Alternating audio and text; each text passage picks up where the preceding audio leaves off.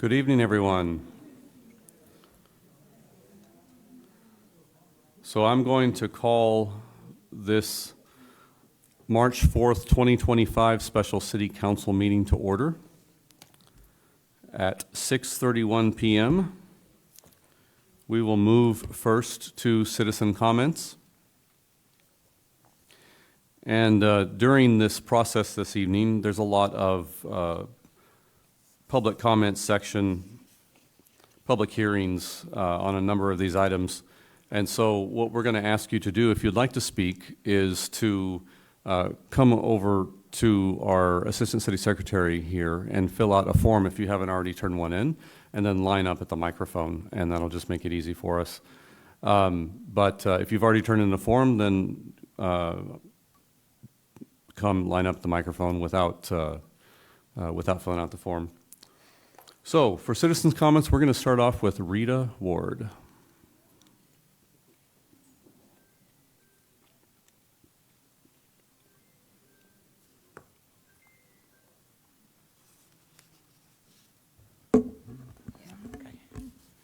I want to surprise our city manager and say thank you very, very much for including me in going to Farmersville. It was like going home. And I just wanted to say I feel very honored and just, it was fantastic. And then for everybody here, we saw a water system, water purification, that was state of the art. And you need to get behind this. And it is something that would really help us. Tesla and Samsung could put these small units in their manufacturing and save a lot of water from our aquifer. And anyway, thank you guys for inviting me. I had a wonderful trip, and I feel honored. Thank you, Ms. Ward. Next is Cecilia Cerna.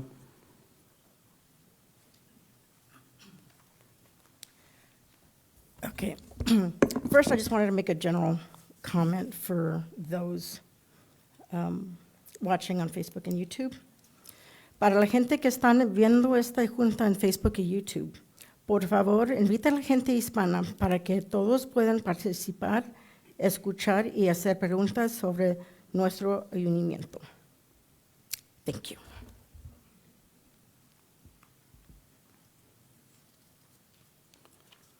Next is Carol Spencer.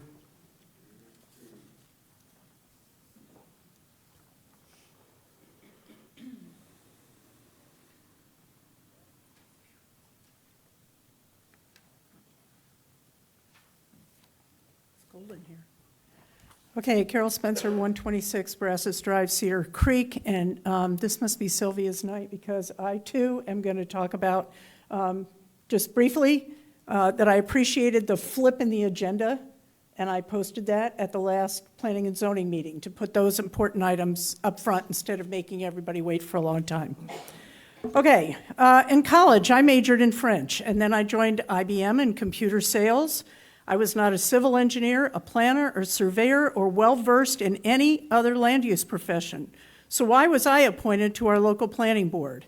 I was treasurer of a citizens group involved in fighting an affordable housing issue in my town. Development was exploding in that town just like it is here. And I knew that planning was a critical driver of what our community would ultimately look like. But my background meant I had a lot to learn. And this is where I believe your citizens are today. They, like you and I, didn't wake up one morning knowing what is a plat, what are setbacks, what's an ADU, how is density calculated, what's the relationship amongst development and taxes. They didn't wake up knowing how to participate in the process, what are concept plans, public hearings, first readings, second readings, advisory reviews, conditional uses, and so much more. Slow this down. The last time you all changed the code, it took 7 months with multiple listening sessions in the city. In a less formal environment, people are more comfortable to ask their questions and to learn, but not this time. If you stay on this course, only 23 days will have passed from the first Planning and Zoning public hearing to final adoption by this council, just a few more than that from the citywide mailing. Take out weekends and holidays that City Hall is closed, and that's 16 working days. 16 days for the average citizen to absorb what you're doing, ask their questions, understand the process, and attempt to have their voices heard, both pro and con. I'm not opposed to most of what you're doing. My main concern is that you're ignoring density by not addressing ADUs on small lots. So while you're banning duplexes, you're still allowing a single-family home and 2 additional dwelling units on that same lot. Ban 2 dwelling units, but allow 3 by ordinance. That's increased density. Is that really what you want to do? So slow this down. Indefinitely postpone these ordinances until your planners draft what's called a full build-out plan, showing what this city will look like when it's built out according to your new codes. Give your citizens time to see these kinds of plans, these maps, absorb the information so they can make informed comments on these major changes to their city. That's the responsible thing to do as elected officials. Thank you. I'd like to correct a false statement just made. This process has been going on for 3 years. There have been literally dozens of changes that we have been brought forward to change the code, and this just happens to be where we are. This is a very small number of changes that we're dealing with right now, but they required a public notice period in order for us to make them. The remaining items on the code, there's probably another 20 more that we're going to go through, and there's 20 that we've already done. This has been a 3-year process, and this is not going fast. I wish it were going a little bit faster and that maybe we were already done, but that's not where we are. Mr. Nelson.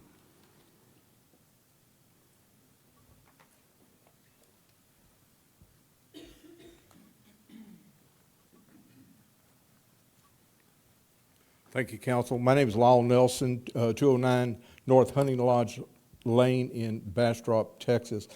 My comments are very, very brief. They're not going to address any of the technical aspects of it, but I'm going to ask y'all to slow down despite the Mayor's pro tem's protestation. As you're aware, it's imperative that we as a community optimize the opportunities to engage, inform, and educate those who are impacted by our collective decisions. We've made the comments at the P&Z meetings, the 2 P&Z meetings, and I'm sure we'll be making similar comments to these city council meetings. Thank you very much. Ms. Heather Green.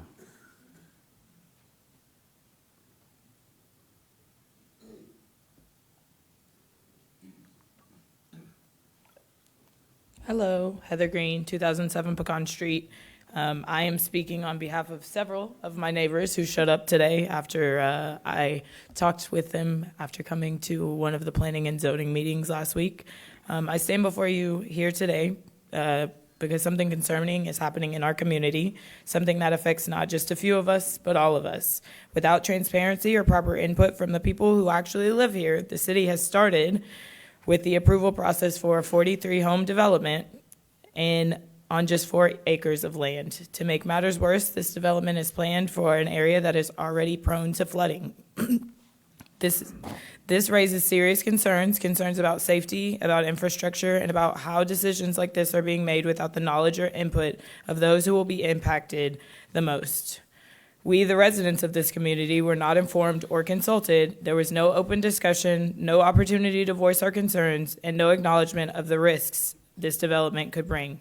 Flooding is not just an inconvenience, it is a serious hazard. It affects property values, increases insurance costs, and most importantly, puts people's lives and homes at risk. Back in 2016, when we had a flood, my family lost 2 of our 3 cars. Those 2 that were lost were sitting in our driveway. The 3rd one was sitting at the entrance of the development that you were proposing. There's nothing in place to change that. And pushing forward with a high-density development in a flood-prone area without addressing these risks is just not just irresponsible, it's unacceptable. This is not just about the development, it's about the precedent it sets. If projects like this can move forward without transparency, what could be approved behind closed doors? I do have concerns that there are people within the planning committee of the development that are related to people on this board. And I do believe that it might have gotten pushed through in a way that that was not completely transparent with the people of this city. I urge each and every one of you to think long and hard about this, and thank you for your time. Thank you, Ms. Green.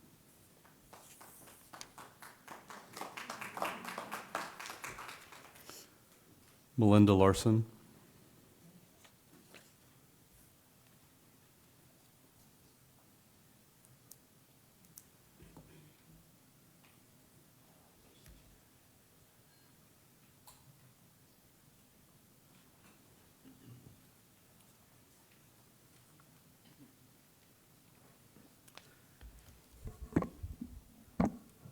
Good evening. Thank you, Council, for all you do for our city. Lindy Larson, 1320 Farm Street. I first want to start by saying I want to thank our city manager, Sylvia. Whoops, that's not the first. The first one is I don't agree with Carol Spencer, so I'm going to say speed this up for this community and this city. They are important, and you are right. And you are right. So I want to thank our city manager, Sylvia, for trusting that Bastrop stands with her. You carry a heavy load that a lot of people can't carry or wouldn't.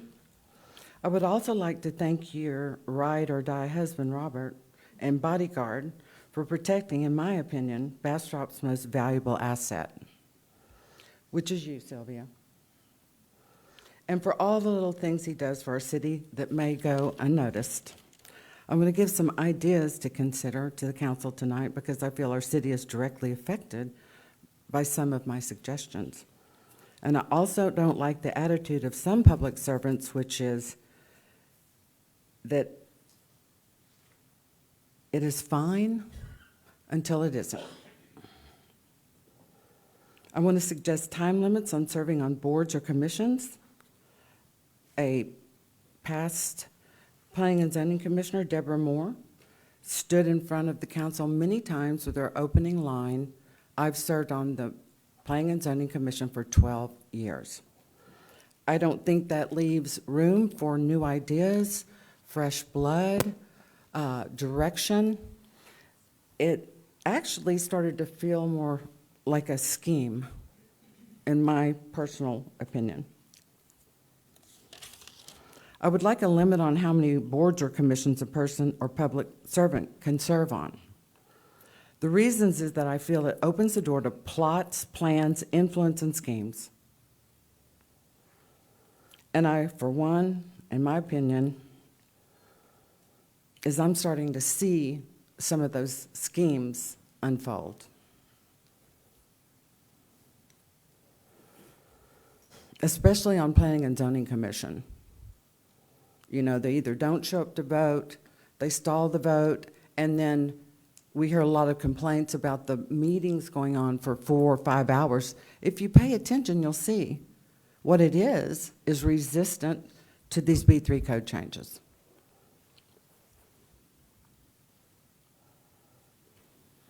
And that's why they drag on, in my opinion. Another opinion and consideration is for Councilmember Carrie Fossler to recuse herself from individual items for consideration due to the fact that it affects development and code changes which could affect her sister's development. She states on her Facebook video, within minutes, she was in a development until election night, and now it's her sister's development.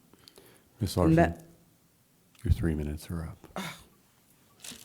That was almost my last line. Thank you.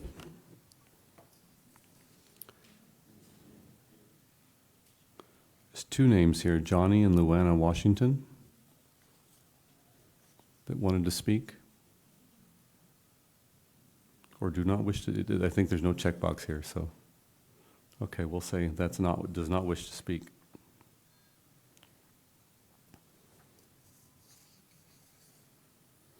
Okay, so that is all of the items for general citizens' comments. We do have a comment from Johnny and Luana Washington, which is here, which will be entered into the public record.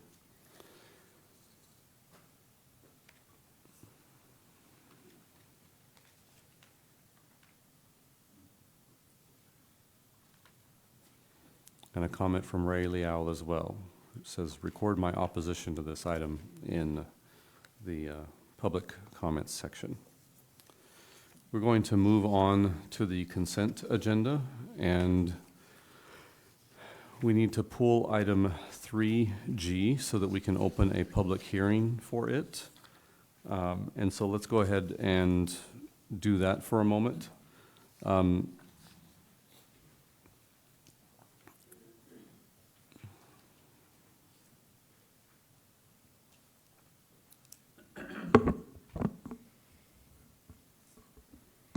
Thank you, Council. This was an item that was presented at Planning and Zoning last week that was to be moved to this agenda, and this has to do with mitigation fees for trees. Planning Commission made some recommendations, and it's essentially creating penalties for folks who clear cut trees who don't come and get permission. So there was a couple of things that the Planning Commission requested. And one of them was an increase in the mitigation fee per caliper inch, $400 versus the board's $250, the park board's $250. And then doubling where the work is when they commence without a permit. Point of clarification is when folks pay the mitigation fee, we have to be able to give them credit toward replacing trees. So that's clarification number one. And then clarification number two was this cannot apply to property owners when the certain conditions exist. So, for example, if you are in a home and you want to take down a tree because it's in the way, it's causing harm to your roof, et cetera, et cetera, et cetera, we've got to be able to give you a process, and we've got to be able to give the residents a credit. And so the goal there would be net zero. The other thing that this did is they wanted a criminal penalty. And so the penalty is a misdemeanor at which the judge has judicial discretion. So we're asking you to table because the penalties and things need to be in two separate areas of the code. One where the judge is easily accessible, and then the other one does reside in the B3. So we had some confusion as to where that sits. None of the items are going to change. It's just where it's going to sit in the code. So it was noticed for hearing today. So you can hear it, but we would ask you to table till we can give you the exact section where the Code of Ordinances will be amended. Council, do you have any questions? Okay, so I'm going to, oh, do you have a question? No, Mike. No, I do not. Go ahead. Yeah, I just want to understand the language better where we are. I don't want this to become a situation where I see that we've tried to address, and I just want to make sure we're rock solid on addressing, you know, the person who has a tree that needs to cut it down because it's about to fall in their house or whatever, and have some code enforcement guy come and say, hey, you cut that tree down without permission. I just want to, do we have that language? Just so I want to make sure that So that language is written in, I believe it was the last Planning and Zoning, where the P&Z board gave administrative authorization to the city manager where there is some issue. You're not going to see it here because, again, we were having an issue where it's going to be included in the Code of Ordinances. Right now, the only section that we have relates to public trees. It doesn't relate to private trees, so. Okay, I just want to make sure that, you know, because I'm not worried about one of your code enforcement guys. I'm worried about, you know, some other city manager who might not be as citizen friendly as. And it's going to fall in similar line to if you have an emergent plumbing permit that you need to get an electrical permit and you had to do the work yourself to prevent further damage from X. It'll fall along those same lines. And so really today it needs to be tabled to date certain March 11th where we can bring that language with those assurances that the council is looking for. Thank you. That would make me feel a lot better. Okay, Councilor, is there a motion? I make a motion to table the item until the March 11th meeting. Is there a second? Second. Councilperson Meyer and Councilperson Plunkett. Okay, Council, so any other discussion? Yes, I do have further discussion, please. Okay. For this one, just because there are people gathered here already, can we talk about some of the other things before can we talk about some of this? Because we won't have all these people in the room who've come to maybe hear about trees as well. So I know we don't have all of the language, but Sure. can we talk about the range of fees that we've been talking about between the boards? And then the fee and the mitigation fee, and then also the penalty. I know we've talked about it a lot, but it's for everyone, there are people who haven't come before. I just want it to be crystal clear. And I know the language will get fine-tuned, but we're going to talk about something for residents. We're going to be talking about something if you do something with a permit, and then something if you do something in violation. There's like 3 different sections. Can we talk about that a little? Sure. Can I face the audience? No, hold on. We could have, if you'd asked those questions, but we have a motion on the table, and we need to dispense with that. If you don't have any more discussion for us, and no one's willing to withdraw their motion, then we need to move forward. We are having, this is an ordinance, it'll be read twice. We'll have the same public hearing at the next council meeting, so I think, we'll have all of the time we need for the public comment section of that. So council, any other discussion? Okay, all those in favor say aye. Aye. All those opposed say nay. Okay, unanimous to table the item till March 11th, where we will have a complete ordinance and then have the public hearing scheduled there as well. Okay, so now, council, for the remainder of the consent agenda, we actually have a comment from Lyle Nelson on item 3H. So, Mr. Nelson?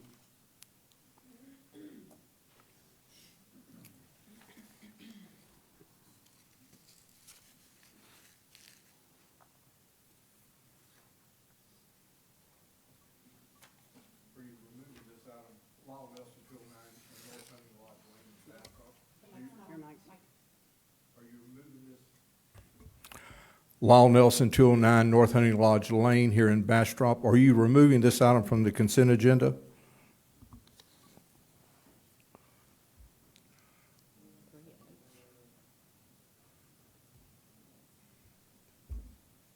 Simple question.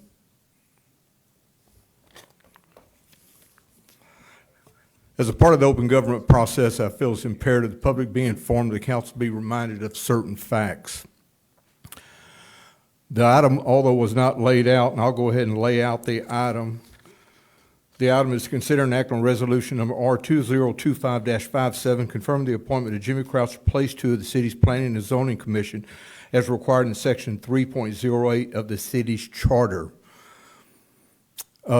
This appointee being considered tonight for confirmation in June of 2022 admitted to violating the City of Bastrop's ethics policy 1.15.009D when he represented others before a city department. This can be found in resolution number R-2022-58.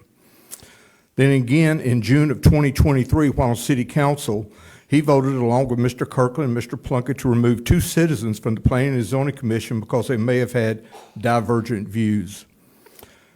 Then again, in September of 2023, this tentative appointee, again with Mr. Kirkland and Mr. Plunkett, voted to deny the appointment of a qualified citizen to the Planning and Zoning Commission.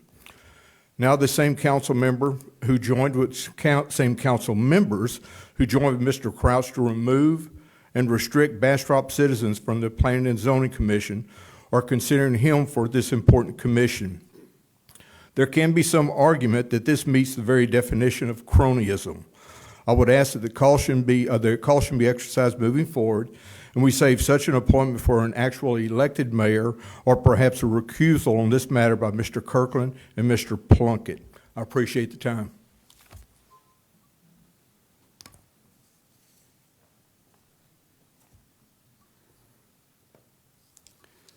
Okay, council, for the consent agenda, do you want to pull any items? 3F, please. 3F, yeah.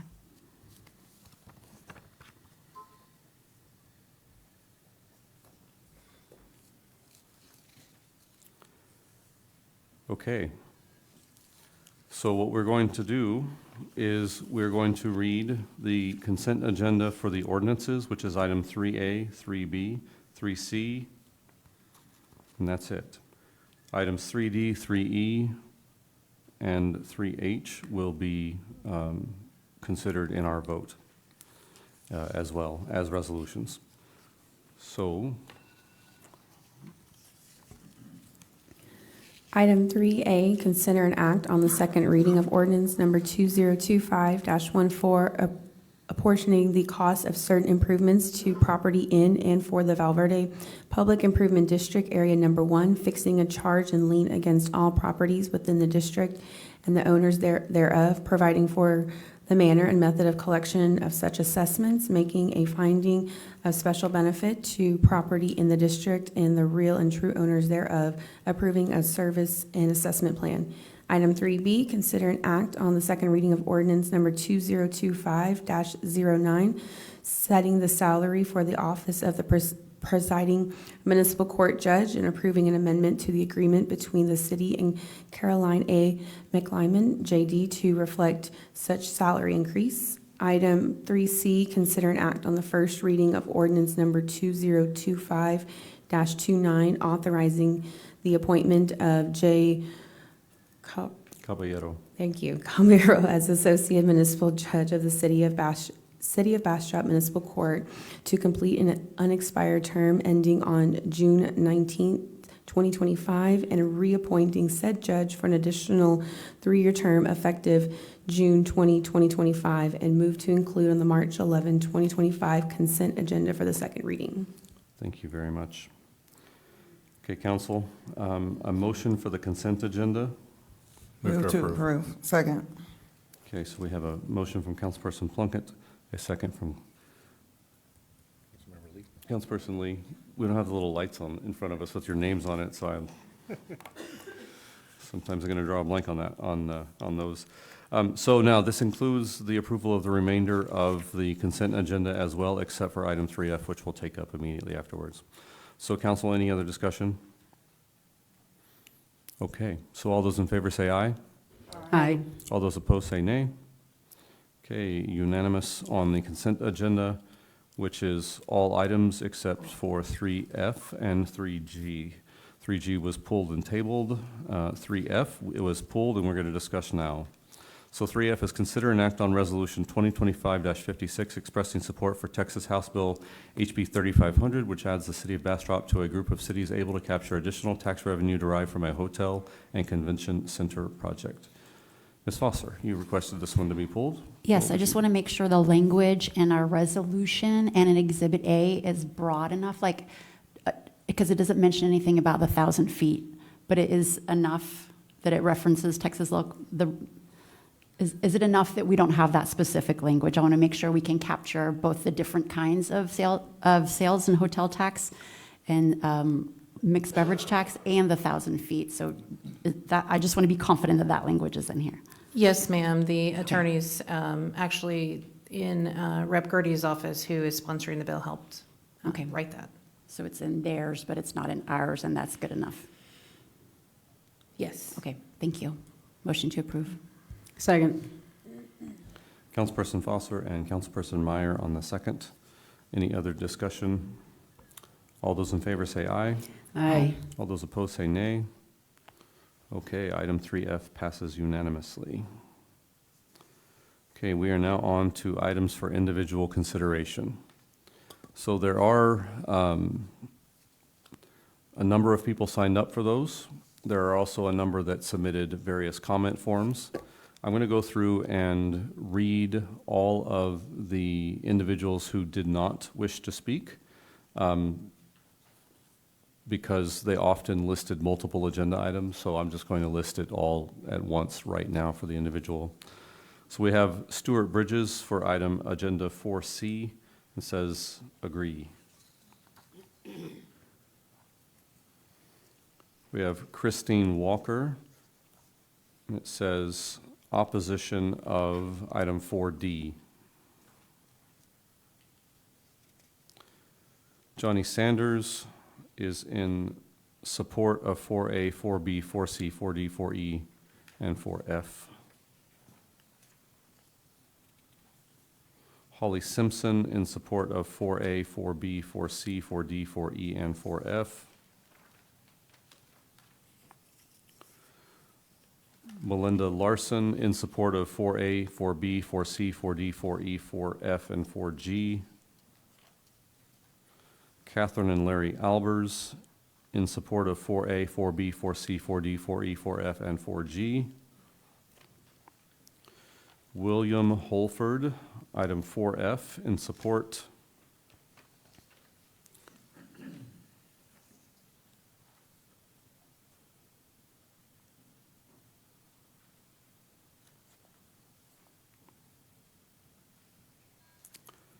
Rebecca Schaefer does not wish to speak, and this should have gone in the citizen comments section, so I'll just move that across and this goes into the public record. And Jared Haruska does not wish to speak and is in support of 4A, 4B, 4C, 4D, 4E, 4F, and 4G.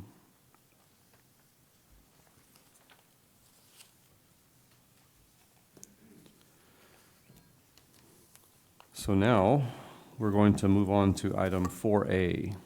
Conduct a public hearing, consider and act on the first reading of ordinance number 2025-23, repealing the 2019 amendment to Chapter 5 of the Transportation Master Plan as attached in Exhibit A, replacing with 2017 Chapter 5 of the Transportation Master Plan and amending as attached in Exhibit B, and move to include on the March 11th, 2025 consent agenda for the second reading. Mr. Rosales. Yes, sir. Council, we're talking about grid streets. Met with planning and zoning several times, the last two meetings with them, talked about the grid streets and amending Chapter 5 of the Transportation Master Plan. The goal of this is to remove the gridded street network, and I'll show that here shortly, reduce the number of public streets, reduce the cost of the street maintenance for the city to become, to keep our physically sustainable model that we keep talking about, and allow flexibility for developers to meet the intent of the current code to create connectivity. And so how do we do that? So we're going to remove the adopted 2019 Chapter 5 thoroughfare plan with the gridded street network, and I'll show the map that shows the grid here in a second. And we're going to return it to the previous 2017 Chapter 5 thoroughfare plan, and I'll show that one here in a second too as well. So that's the goal, and this is how we're going to do it. So let's talk about the maps. It's a little hard to see with the lighting, but this is the 2019 Transportation Master Plan street grid map. All of the white lines on this map, each little box is intended to be a street. Each white line is a street that's been identified. As a developer comes in, their intent is to build that. You can try to turn it off. Nope, that's worse. Yeah, okay, for just a second. Each of these white lines is a street in a grid pattern. As you can see, it's all over. So as they come in, they have to overlay this over their development and put those streets in. Those streets then get accepted by the city, and we're required to maintain those streets. So we keep talking about physically sustainable. It is difficult to be physically sustainable when 1 mile of road is average over $1 million a mile. And so when we're asking to take that in and then repave it at a later date, it becomes pretty tough. So what we're asking to do is go from this 2019 Transportation Master Plan grid street overlay to, sorry, I got it out of order, to this 2017 major thoroughfare map. So as you can see, this is just removing that grid pattern. It's keeping the same thoroughfare plan. And I'm going to talk about Blakey here in a second, but keeping that same thoroughfare plan that was in the original 2019 map that we talked about, we're just removing that grid overlay. What the grid overlay does do is it does Alta Blakey. This is an apartment complex that's at Blakey. Blakey's here on the north side. 969's here on the west side. And over here is like McCoy's and Lowe's over here on this side. 71's at the south side, so everybody kind of has a reference. But this is the Alta Trails Apartments. They just did a ribbon cutting this past week. The gridded block creates these streets. All these red here, this is a public street, this is a public street, this would become a public street after they develop Phase 2. This is Phase 2 over here. But Phase 1, as you can see, these buildings, this is Building 1, Building 2, 3, 4, 5, 6, and then you see a public street in between, 7, 8, 9, 10, all the way around.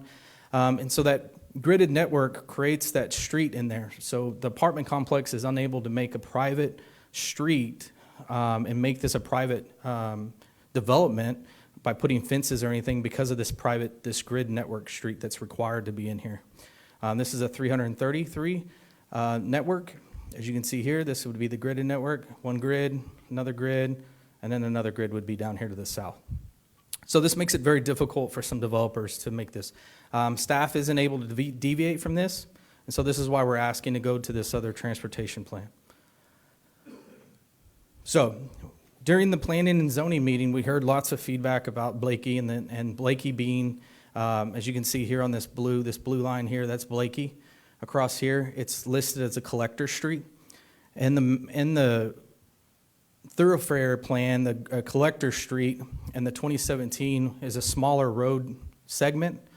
And so what we're asking as part of this amendment is to keep the 2017 major thoroughfare map, but take Blakey and change it to a minor arterial road that changes that to a bigger right-of-way and a bigger width on the street. So instead of it being maybe a 28-foot street, maybe it's a larger segment or a boulevard type road down in the future as we continue to develop. Right now, you see one lane, turn lane, one lane. Maybe this turns into a 4-lane later down the road. So we've switched that into this map. That was what we heard back, feedback during the last couple meetings. So we did put that in. It is changed and will be, this map will be updated in the new plan. So planning and zoning, they requested a review of Blakey, which we did. They recommended this approval 6-1 to adopt this from going from the 19 to the 2017. And so we're asking to approve the ordinance 2523 of the first reading. Any questions? Council? I do have a question. Yes. Go ahead. Can you pull the map back up Which? with the gridded map? Because one of the main concerns that we heard at the planning and zoning meetings and publicly is maintaining the gridded network in the historic area. And you stated several times that that's somewhere in the code. And when we get to that agenda, I'd like for you to point that out. But the 2017 map retains the grid in what we consider historic downtown. I don't see that on the 2017 map. So you're not going to see the grid overlay here either, right? This is the current configuration downtown. So you got the grids here up on. So the grid was only intended to be the future, right? Future development. It's not going to be shown here. This is already gridded out because of it, in the downtown area. It's going to be very hard to come in and unless you have just a large parcel to come in and grid that out. So as you look at the 2019, these are just 2017. That's I'm sorry. 2017. Yes, when you look at the 2017, the same is there. The same grid is there. It's existing, so it's not going to change. Now, when we get to the B3 edits, I'll show you one of the places where the grid. I have an example of where the grid is going to stay. Like where we just removed the mandatory portion of the grid. It's still an option. It's still in there. I'll show that on the next item on 4B. So this one just removed the grid from everything else that it opened it up to, right? And the little white area that's still in the middle is just showing what's existing. Yes. And we're not adding any more to that at this time. No. Either map didn't. Well, I mean for the next, because the next agenda item, I have some different questions. Sure. But I just want to make sure that's still part of the map. Yes. The gridded part. Well, it's not necessarily a part. Yes and no, right? This didn't have a mandatory. You don't see any of the white lines in this area here. So the intent was the transportation plan to be future looking, right? Down in the future. Right. I get that, but on the 27. Go ahead. Yeah, go to the 17 plan. Yeah, that the white that's in there now is just showing what's existing. Existing streets. Okay. Yes. Thank you. Yeah, that contrasting colors. There's not really any room anymore in the downtown area to create a grid. There aren't any major lot sizes that would warrant us to do 330 grids. It's pretty gridded out. All right. Councilperson Plunkett? Yeah, I just wanted to make sure I see on the 2017, Also looks like, and I know we're building it already, so it probably doesn't matter, but Agnes is also, looks like it's set up as a collector, but we're gonna do a 4-lane. We're going to do, yeah, and part in the staff report I did put in there, so in the future, next couple of months, one of the items you'll see come forward to you guys will be an update of the transportation master plan. We have an update that's going to be coming to match the transportation master plan that both the county adopted and as well as TxDOT adopted. So we're going to have to take what they've adopted, make a new plan, figure out is there any additional roads that need to be changed and updated, and then we will bring that forward to you guys in the next few months. And add additional segments for impact fees. Yes. Yeah, because we'll have to bring that forward, right? So any of the non-annexed areas were not included in the original road impact fee study, so we'll have to bring those forward to put those forward so that we can start collecting those at a later date. Any other questions? Councilperson Fossler. Yeah, of the entire agenda tonight, this is the one I feel least comfortable proceeding with quickly. The others I'm comfortable with, but this one seems like it touches so many parts of the code. And I've read everything multiple times, and it just seems like this one is not one of those protective measures that the people are asking for tonight. And I would ask that we take more time with these three particular ones about the gridded network. That's my personal preference. The others I totally get. Everybody's asking for them. They're asking for them now. I'm going to support that. But this one, I think it's more complicated, and I think we could all benefit from more conversation around this one. And I appreciate the concern, and you and I had a conversation about the feeling about the grid network. And my comment to you and to the rest of the audience and to the council is those feelings are wrapped up in different things. The beauty of downtown Bastrop is not just the gridded streets. The beauty is the wide lots, the wide streets, the trees. It is a lot of things wrapped up into feelings and not necessarily just a grid street. There is not enough room in what is downtown historic Bastrop anyway for any additional grid streets. But when you look at the B3 code and how it's intended, it's actually creating grids that have more narrow streets. It's creating grids that don't have a whole lot of propensity for drive aisles. It's creating streets that have trees and things in what's being called the public realm. So from a fiscally sustainable standpoint, we are already seeing what that creates. And Alta Blakey, the apartments, that building so close and those trees so close to the street, rip up the street, are going to rip up the sidewalk. From a fiscal sustainability standpoint, more streets are not the answer to the traffic issue. More streets is a heat issue, it's a water quality issue. There's a lot of things that are wrapped up in the grid that from a feeling standpoint, because if you go back and you read the B3 and you read the preambles and you read, how we got the wagons turning, this wonderful, feeling of, we're going back in history. But the operational aspects of that, I can promise you didn't have a street superintendent at the table who would have pulled his hair out. And you certainly didn't have your finance person at the table, because being able to sustain this kind of pattern on our city budget is not a viable solution. And so what that will do is that will put the pressure onto residents. And the street fund is in two funds, right? It's in the sales tax fund, and it is also in the general fund. And so there's going to be pull and pressure, and the general fund competes with police and fire, et cetera, et cetera. The other thing is, as he pulled up the Alta Blakey apartments, I say this 1,000 times, and I'll say it on my deathbed probably, is how in the world would we put a public street against where that red square is that says public streets, and let that be a Walmart or let that be a Target, and have Target complain that the city has not maintained its streets, and so therefore sales are down? If you look in front of the Walmart, Agnes, that's supposed to be Agnes. I mean, there is some, in my opinion, and 23 years of doing this, in my opinion, this is some of the most unsustainable aspects of this code for a city who says it loves its clean water, that it wants to reduce its reliance on the automobile, who says it wants to create shade areas and not heat areas. This does just the opposite. Okay, my question also is that if we're reverting tonight, that doesn't improve the street standards to what you're looking for. That would come back at another time, right? Reverting it doesn't change the street standards. No, reverting it does not change the street standard. And we are having this conversation internally because, believe it or not, right now, part of our street standard process, like the development that we're looking at 304, the streets get built first. And the concrete trucks and everything that's coming in, those streets are not 100% when they're dedicated to the city.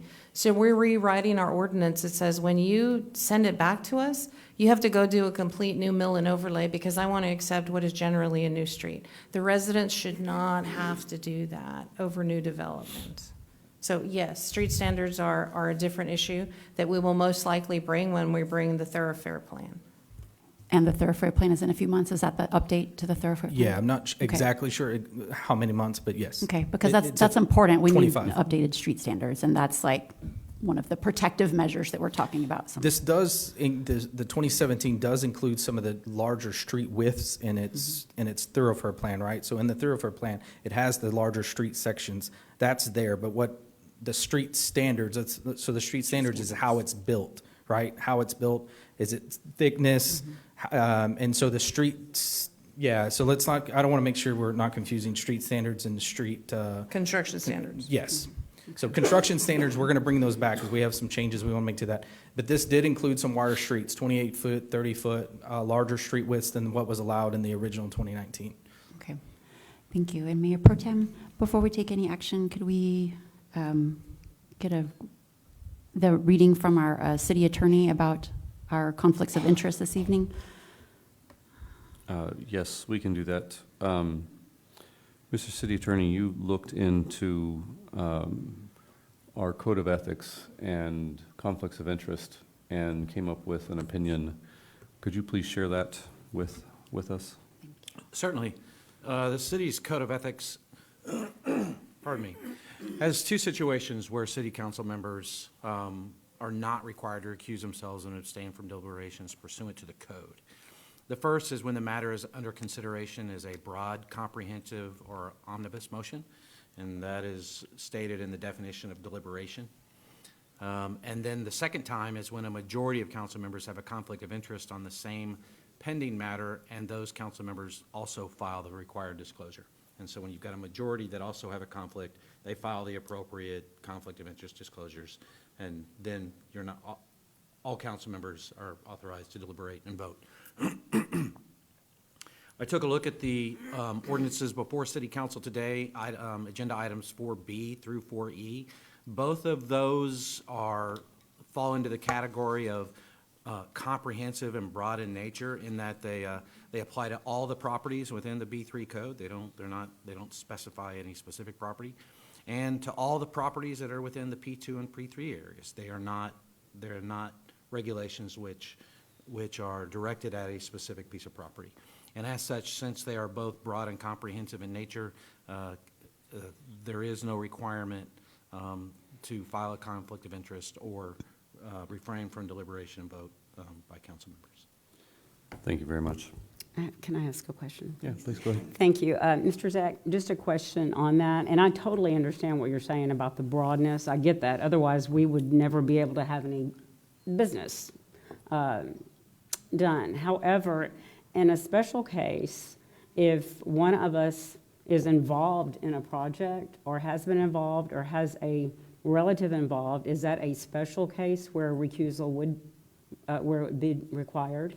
No, it's not. Our code basically says a council member has a conflict of interest if a relative within the, I think it's the third degree of consanguinity or affinity, regardless of whether it is, what it says is that it treats those conflicts the same. They're not treated differently. So regardless of whether or not the council member has the alleged conflict. In this case, nobody has a conflict because it is it's a broad, comprehensive ordinances that are being considered. But to your question specifically, the conflict is the same regardless of whether or not the individual council member has the conflict or, I don't like using that word conflict. Let me use this word.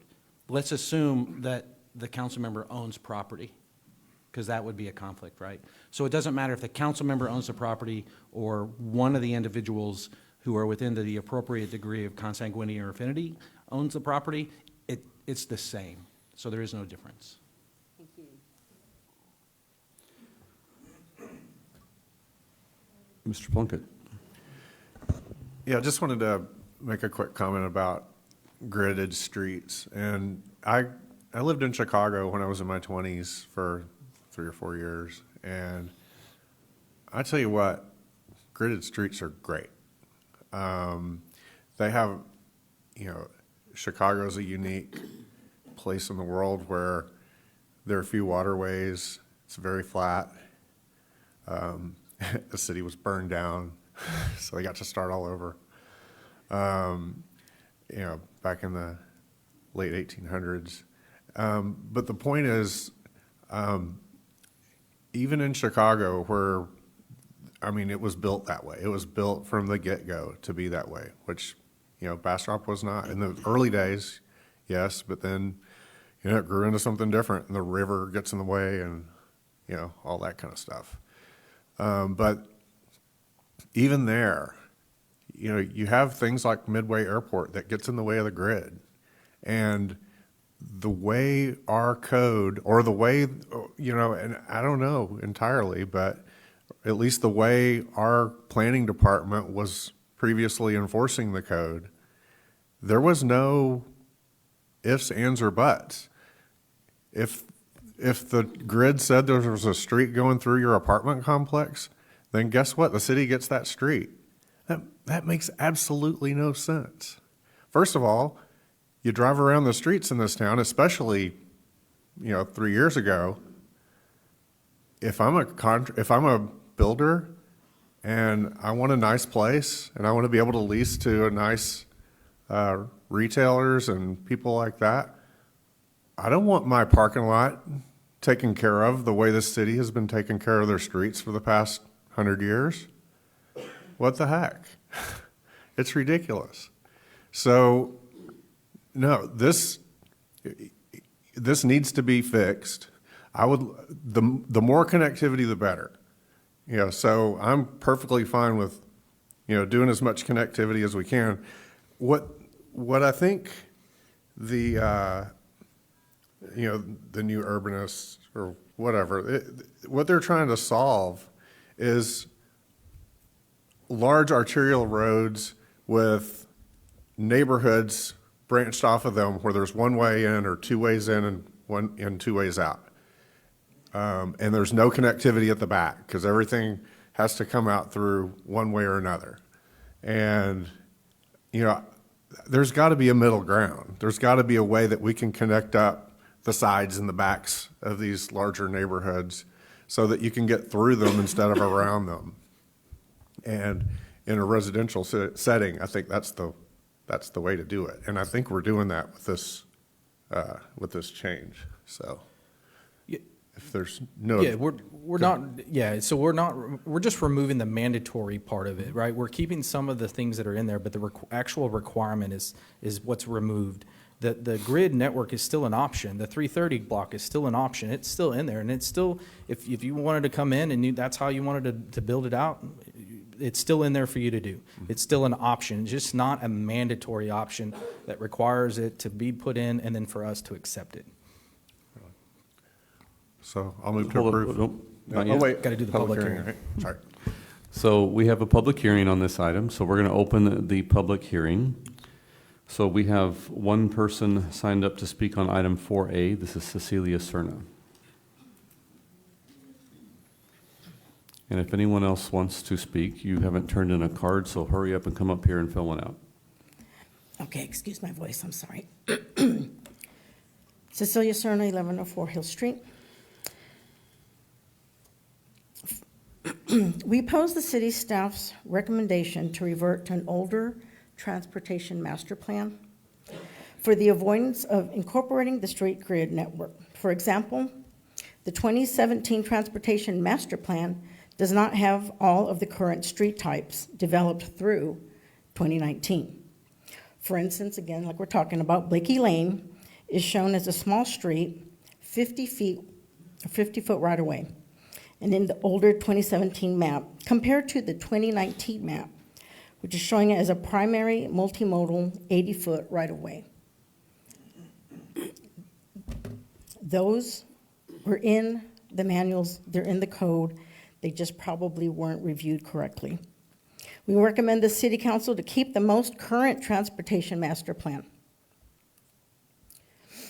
and remove any reference to a mandatory street grid. It was not mandatory. The options were always there. Again, I'm assuming it was just interpreted wrong. But the option to go to 700 or whatever foot has always been there. No one made the developers do that. They could have chosen the other option. Replace the word mandatory to suggested. Thank you. Okay, does anyone else want to speak on this item? Okay, so we're going to close the public hearing. Council, do we have a motion? Move to approve. Second. Councilperson Plunkett and Councilperson Meyer on the second. Any additional discussion, council? All those in favor say aye. Aye. All those opposed say nay. The item passes unanimously. Move on to item 4B. Conduct a public hearing, consider and act on the first reading of ordinance number 2025-24, amending the Bastrop Code of Ordinances, Chapter 14, the Bastrop Building Block B3 Code by removing all references to the mandatory street network and the gridded street network and establishing standards and procedures as shown in Exhibit A. Move to include on the March 11, 2025 consent agenda for the second reading. Council. So this is in reference to A. So A, we talked about the map, we're moving, reverting. And so now 4B and 4C are changing the language in the code to reference that 4A change. So goal here is to remove the references to the gridded street network where necessary and the mandatory street network from the B3 code. Reduce the number of public streets as previously stated and the physical sustainability as previously stated, and allow flexibility for developers. And so how do we do that? So this is rectifying the original intent by allowing that flexibility we talked about. This allows the grid to be an option. It is an option in the code. It will remain in there. Proposed amendments will remove those references to the gridded street network and to the mandatory street network and amend it. So this is amending 10 places. There's 10 places within the B3 where this word was either grid or mandatory was in there, and we either altered it in some way. So again, here's the map we talked about, reverting to the 2017 like we talked about. And so this is an example. I guess I say an example. This is one of the code changes, but I couldn't list them all, 10 up here. But you can go to page 108 through 115 of the agenda packet. And the agenda packet, it lists every single place that we're changing. It'll have this word. So when it has a strike through and it's red, that's the change that's being made. So like this one is a strike through, so it's being removed. So we're removing the reference to the gridded from page 23. So as you can see, the sentence here is block types. Blocks are the foundation for the development in Bastrop. What would have been the gridded network, we're now changing to the network of streets formed by the Bastrop building block has been proven to support each place type. And so this is what it would look like in the code. So this is a snapshot of the code section. As you can see, we removed the grid. So it's just cleaning up some language in the code. And so Planning and Zoning met on the 17th and the 24th, and they also passed this one 6-1. So we're recommending that you, since you voted on the previous one, that you vote on this one to make those changes align with the previous item. Any questions? Councilperson Fossler? Yes, at the last P&Z meeting, we talked briefly about adding. So right now, at the bottom of page 111, I know it's not, and I'm looking at a different packet. We just have the language for Old Town. Were we going to add that to the other character districts? Like keeping that language? All the character districts that make up Old Town? So I think that'll be in the overlay district that we're going to talk about in the future, right? So okay, so we're good with just this language. We're good with just the way now. The language is now. And then when y'all create the overlay for the downtown area is when we'll mesh those together. We'll add all the character districts in there specifically? Yes. Okay, thank you. Okay, council, I'm going to open a public hearing. The public hearing is now open. And for item 4B, we have Ms. Cerna. And Ms. Cerna, you'll note that item 4B is simplified in the wording of it. We discussed with the city attorney whenever you said that you struggled to understand it previously. Oh, right, it was the legalese. Right, exactly. the And simple. part of that feedback was that it is more compliant with the Open Meetings Act to provide a simple description of what the change is. And so I just want to let you know that based on your comments, we've actually adjusted how we operate in the city, and we'll have much simpler things moving forward for the public. So thank you very much. Awesome, thank you, good to hear. Okay, Cecilia Cerna, 11-4 Hill Street. This combines item 4B and C since they're similar. We oppose the city staff's recommendations to remove all references to a mandatory street network and gridded network. Instead, I propose that the city council adopt the term historic street grid in place for two primary reasons. The historic street grid is based upon the original farm block, which is the basis of the B3 code. Eliminating the planning concept will compromise the historic fabric of the older neighborhoods and Main Street Business District. Secondly, the code already allows for a larger block arrangement than the 330 by 330 foot block. By allowing development to combine two blocks into one larger block with a pedestrian walkway, as it's in the book, the pedestrian walkway could be in the middle. This will reduce the number of streets to be built and maintained. You can look at pages 87 through 88 in the development pattern standards. Now, Mr. Rosales has said getting rid of the grid system allows for flexibility. The flexibility is already there. And there are options, there are alternatives. We recommend the City Council keep the historic street grid as a basis for land development and replace any language that indicates mandatory to recommended. Thank you. Ms. Cerna, am I to understand you do not want to speak on 4C again? Is that correct? Okay, thank you. That's what I heard you say. I just wanted to be sure. Okay. So anybody else? Okay, I'm going to close the public hearing. Thank you, everybody. Council, is there a motion on this item? I have a question, Mayor Pro Tem. Okay, go ahead. So that's been my concern too, is the language. I understand that we're removing the reference to mandatory and that they still have an option to do that. My concern, though, continues to be the downtown area. I understand there's not a whole room to build out, but somebody could. And the fact that we don't have language that specifies that in that particular area, you still have to have the gridded network. Why can't we add specific language to protect historic downtown, Iredell District, North End, Old Town, specific language that protects, because somebody buy up 2 or 3 lots, we could be in a situation where we want to keep a gridded network in that, but we don't have language that requires them to do that, and there's their loophole.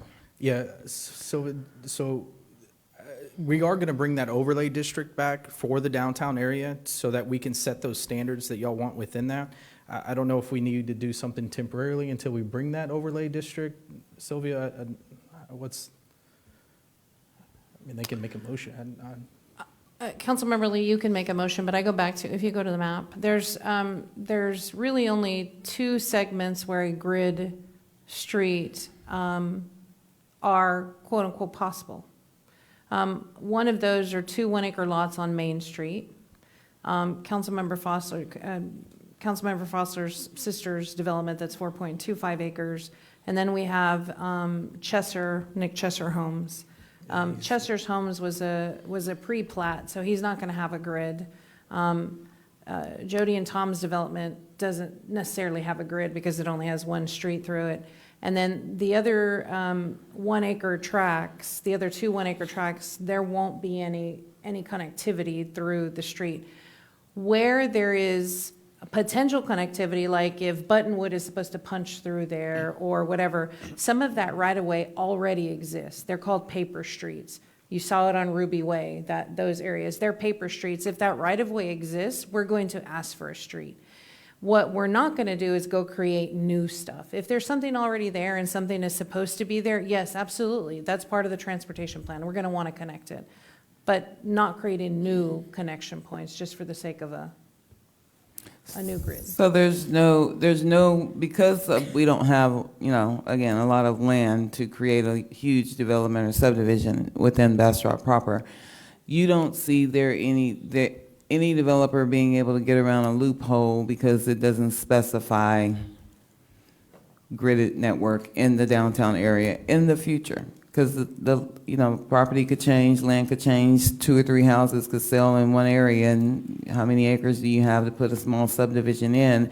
And with the subdivision that keeps being mentioned on Pecan Street, that's not a gridded network, right? It's not a gridded network, correct. But it's in what's considered Bastrop proper, and people that live in Bastrop proper want to keep the scheme the same throughout Bastrop proper. This is one development that has been able to get through and not have to do that.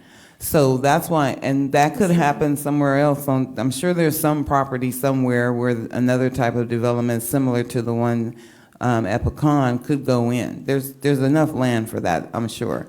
How do we make sure that it's, one, establishing, again, what area does that apply to? Because I don't think we've fully established what area are we considered historic. Because my understanding is the only thing that's actually primarily deemed historic is Main Street downtown. Is the business district, right? correct? Is Correct. what's technically historic. We Correct. say all of Bastrop is historic, but technically on paper it's Correct. just the main. It's only the downtown right? business district, correct. And we want to protect all of Old Town. We want to protect the north end of town. How is this language good enough to protect those ends of town? If someone comes in, because I don't know how soon the overlay is going to come. 6 months from now, I'm just throwing out a number. Less than that. They're in their third meeting. So this is the development on Pecan Street. This is Pecan, Linden, Hill, correct. This lot was acquired, so there will be this was a residential lot. So this is now a driveway into here. And so when you talk about a grid system, this is a street that divides this particular neighborhood. This would have been a public street. Consistent discussion with the developer said, why should the residents maintain this street? And I understand that they believe it was drawn into the transportation plan. And I'll give you the name of the staff people who drew it into the transportation plan. But this street is really going to be accessed by these residents. So to put this on the backs of every other resident in the city of Bastrop is truly, in my opinion, not fair. That's super simple. This is a result of a grid. Yeah, this is the same as the Alta Blakey, same This is example as Alta Alta Blakey. Blakey, right? Where you have a primarily private use within a corridor and it's put there because of the gridded. So like, even though this is a grid line, so the grid would have been the north, then the south, The grid's right? here, the grid's here, the Yes. grid's here, and the grid would be here. Got it. So earlier I asked if it was gridded and you said no. So you're saying this is a form of the grid. It's not. This is it's a not form, each yes. little- And so this is, what I'm saying is this is the exact problem that mandatory grid creates. Got it. They want to create a grid, wonderful. You maintain it. When it's mandatory, and this is exactly an Alta Blakey issue, we have a little segment of street in the middle of apartment complexes we will now have to maintain. Hopefully, we'll dedicate that Okay. to the developer. Okay. Okay, council, is there a motion on this item? Make a motion to approve. Second. Motion from Councilperson Meyer, second by Councilperson Plunkett. Any other discussion, council? Okay, all those in favor say aye. Aye. All those opposed say nay. Motion passes unanimously. We move on to item 4C. Conduct a public hearing, consider and act on the first reading of ordinance number 2025-25, amending the Code of Ordinances related to Chapter 14, the B3 Technical Manual, by removing all references to the mandatory street network and the gridded network as shown in Exhibit A, and move to include on the March 11, 2025 consent agenda for the second reading. Council? Oh, this one kind of got lapped over. Grid streets, so this is amending the B3 technical manual. So now we've removed first one for 4A, we removed it. 4B is removing the references out of B3 and the code itself. And then this is amending the B3 technical manual. The technical manual is used to lay out how streets and connectivity and all that stuff looks when you come in to develop. And so we're going to remove the references to the gridded network, mandatory street network, and then the same things apply. Reduce the public streets, reduce the street maintenance, allow flexibility, and how we're going to do the same thing. We're going to amend it out of this technical manual. And so let me jump over, again, the map, it's 2017. And so this is an example out of page 128 to 131. These are all the, out of the agenda packet. You can see all the breakdowns of each code amendment that we asked. And so this is amending section 2.3 of the neighborhood regulating plan is to replace the grid reference to street network. So the code says neighborhood regulating plans using the traditional neighborhood design pattern may use the downtown Bastrop grid network. So we removed grid and replaced just left street network because it's still in there, it's still available, and it's still a reference, so we kept it in there. And so you can see here is the code example of what it looks like. Again, recommended from P&Z 6-1. And so both of these 4B and 4C are just administrative stuff, tidying up the code to match what we're trying to amend. So again, we recommend the amendments as proposed by Ordinance 25. Any questions? Okay, so we have a public hearing on this item. I'm going to open the public hearing.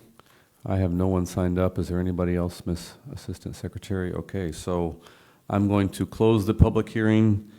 Move to approve. Second. I have a motion from Councilperson Plunkett, a second from Councilperson Meyer. Any other discussion, Council? Okay, we're going to vote. All those in favor, say aye.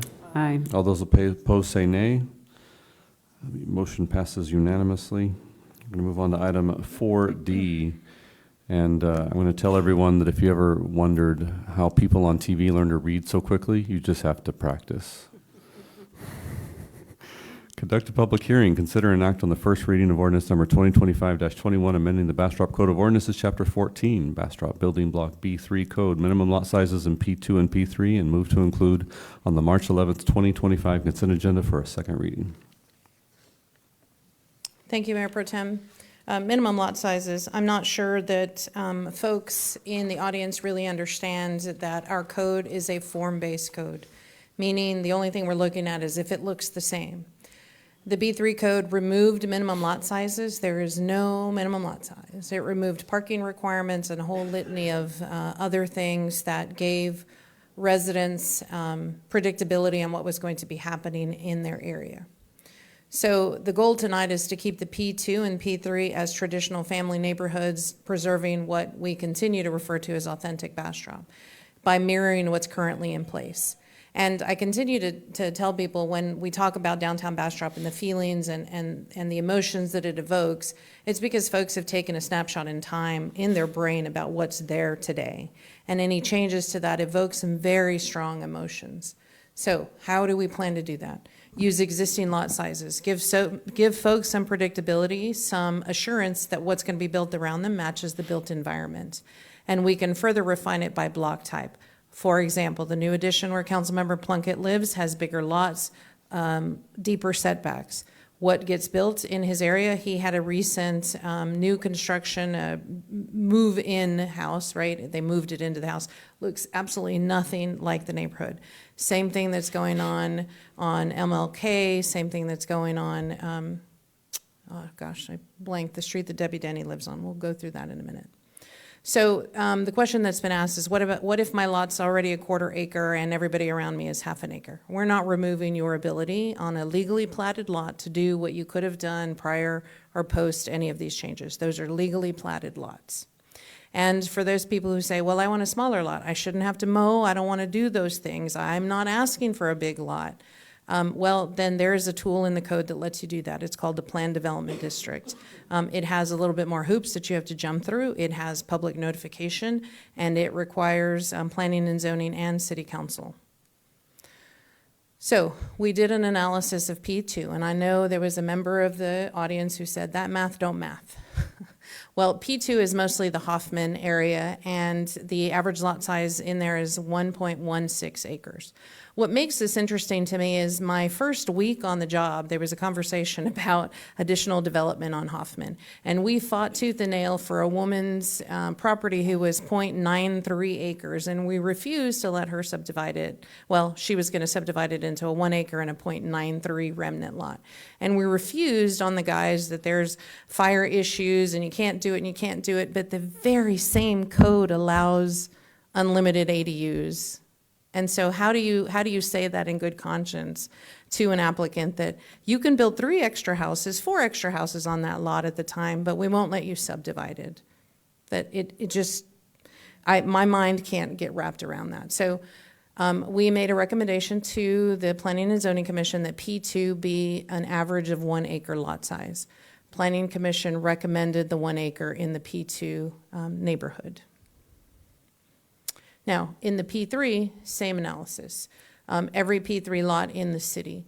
The average lot size was found to be 0.30 acres. Staff is recommending a minimum lot size of 0.33 acres. Why? That's a solid third. 0.3 acres would end up leaving a remnant lot in a 1 acre subdivision, for example. And so for those lots that I explained on Main Street, there's 2 1 acre lots on Main Street. People believe they're not buildable because they don't have access to Main, but there is an access easement between the neighboring property owners. That lot, when I came in, my first couple months on the job, those 2 1 acre parcels were proposed to be subdivided into 16 townhomes, right smack dab in the middle. Under this, there would be no more than 6 lots, which matches the built environment that is existing. Some of those lots are not quite 0.33. That's okay. They are legal non-conforming lots. We're not going to prevent folks. We brought the non-conforming changes very early on into the code, way back in early 2023. So Planning Commission heard the information, and this is that exact what Ms. Green raised about when we don't have minimum lot sizes and we didn't have a PDD, this is what can come in. Now, I understand there's a place for this. There's a place for folks who want smaller lots. There's a place for things. But for the residents who have lived in a neighborhood, and I can point here, that would have been 8 lots, 9 maximum that would have been developed in that one area when we go through minimum lot sizes. And instead, it's going to be this amount of lots. I get it, affordable housing, I get it, infill, but at what point do we say the neighbors have some predictability about what's going to happen around them? There's your street question, Councilmember Lee. This is an example. This is not a new tool. This is Rockport, where I come from. This is on the coast, and you can see the area around it, right? They're larger lots, and then we have just sort of this one development where, you know, as Sam Walton used to say, stack them deep and sell them cheap. Those aren't cheap, though. That's on the coast. Those are not cheap. So I also had the question, Mayor Pro Tem asked the question, well, what about somebody who already has a smaller lot? That is item number 6. Any vacant lot platted prior to the adoption of code is going to be legal non-conforming. They're going to still be able to do that. What is not going to be able to happen is if you have a 0.45 acre lot today, you're not going to be able to subdivide it into 0.33 or some remnant lot, or you're not going to be able to subdivide 0.45 into 2 smaller lots. Yes, May I ask a question about that? Sure. I had that call from a citizen today because in the new edition, they're all 0.18 except for one lot that goes all the way through. So it is like maybe 0.4. But does this relief apply under, so it's 4B1 is what I'm looking for, properties within 500, since every single person, every single property on that particular block is 0.19? Yes. She They will could have further relief. subdivide? Yes, so they Okay. will have relief through 1. That's what I directed her to. Yes, Okay. they'll have relief through 1 and they'll have relief through 6. Okay, awesome, thank you. So, gotcha, I got it. And that's why we said it needed to match the built environment. Because, as we talk through setbacks and everything else, it should look like what's around you. That from a lot size to a setback to, I can't dictate size of home. We can't go that far. Any questions? So I think through the possible questions people might have, and you've got, if I have a lot that's already in the city limits and it's smaller than a third of an acre and it's platted, can I build on it? And we said the answer to that is yes. Yes. And if someone already has a house on a quarter-acre lot, does this impact them at all? No. No, exactly. And then in terms of the third acre, would you say that our infrastructure in especially the downtown area, because all of the other neighborhoods are covered by PDDs, but it's built based upon the averages to be able to support third-acre lots in terms of the wastewater and the size of those pipes and lines. Is that more or less correct? Correct. We Yeah. did as we've been looking at the drainage and we were looking at the master drainage plan and I spoke to the planning and zoning about Water Farm and Linden, about the amount of money staff is trying to, or was trying to gather to make those improvements. And the reality is we're trying to put in underground drainage to be able to have a more denser product. Well, it's not that simple. You got to lower the street, which means you got to lower the water lines, you got to lower the wastewater lines, you're going to end up in a lift station situation. One infrastructure piece leads to a domino effect of multiple. And we did the math, and it's about a quarter acre to a third of an acre of what our existing infrastructure can sustain that's there without having to completely rehabilitate. In a planned development district, you're right, the developer would be able to put in as many lots as they want to, as is feasible, as long as they can drain them, as long as they can flush them, water them, et cetera, et cetera. And they're et cetera. responsible for paying for that. And they are responsible for Right. paying that, yes. When someone does infill development, they are or are not responsible for, say, the wastewater line that's there? They, if there is any improvement to the line that's needed, and we're mostly talking drainage, they are going to pay impact fees to water and wastewater in relation to tap, yes. But that's only impact fees. They don't have to upsize a line. Not because they can- necessarily, no. Right. No, because that sounds super easy, but I'm going to end up having a choke point at some point. If I don't go from an 8 to 10 the entire width of the system, then I'm going to end up going from an 8 to a 10 back to an 8. That hasn't solved any issue. In fact, has exacerbated an issue. Okay. Council, any more questions? Councilperson Meyer. Thank you. So I remember at the planning and zoning meeting, not the last one Friday, but the one before where this was addressed and they came to the conclusion, one of the commissioners who lives in a newer development where the infrastructure was able to handle it, even made the point that the size of her lot in Pecan Park is very, very small, and they're very, very tight. However, that infrastructure supports it. And that's fine if it does, but in our historical district, it is not fair to not have, I'm just extremely scared, and I'm sure most people are, that we don't even have a minimum lot size right now. That's very frightening to me, and it doesn't protect many, many, many of our people who have lived here a very long time. So a .33, I think, is a really, I think that's a good size. I wouldn't say anything less than that, but it gives flexibility, but it also gives protection. And we really need to consider the rights and protection of the people that are here and have been here a long time. I also look at these standards as not absolute fixed numbers, thou shalt not never go below this ever. It's instead the number that if you meet this already, then you don't need to come ask for permission. You don't need to talk to the neighbors. You're allowed by right to build. But if you don't meet those and you want to do something different, then it does involve a more public conversation, discussion with staff, discussion with planning and zoning and council. And there very well could be, and in fact probably will be, cases where everyone says, that makes sense, let's do that. But it involves a larger group of people in the conversation rather than letting something come in that is, I don't know, in some way destructive to the character of the neighborhood. It's kind of the way I look at it. I have a question. Yeah, go ahead. So, as of right now, in downtown Maine, Pecan Hill, you're looking at 4 to 5 lots. Or I'm sorry, 4 to 5 lots on an acre.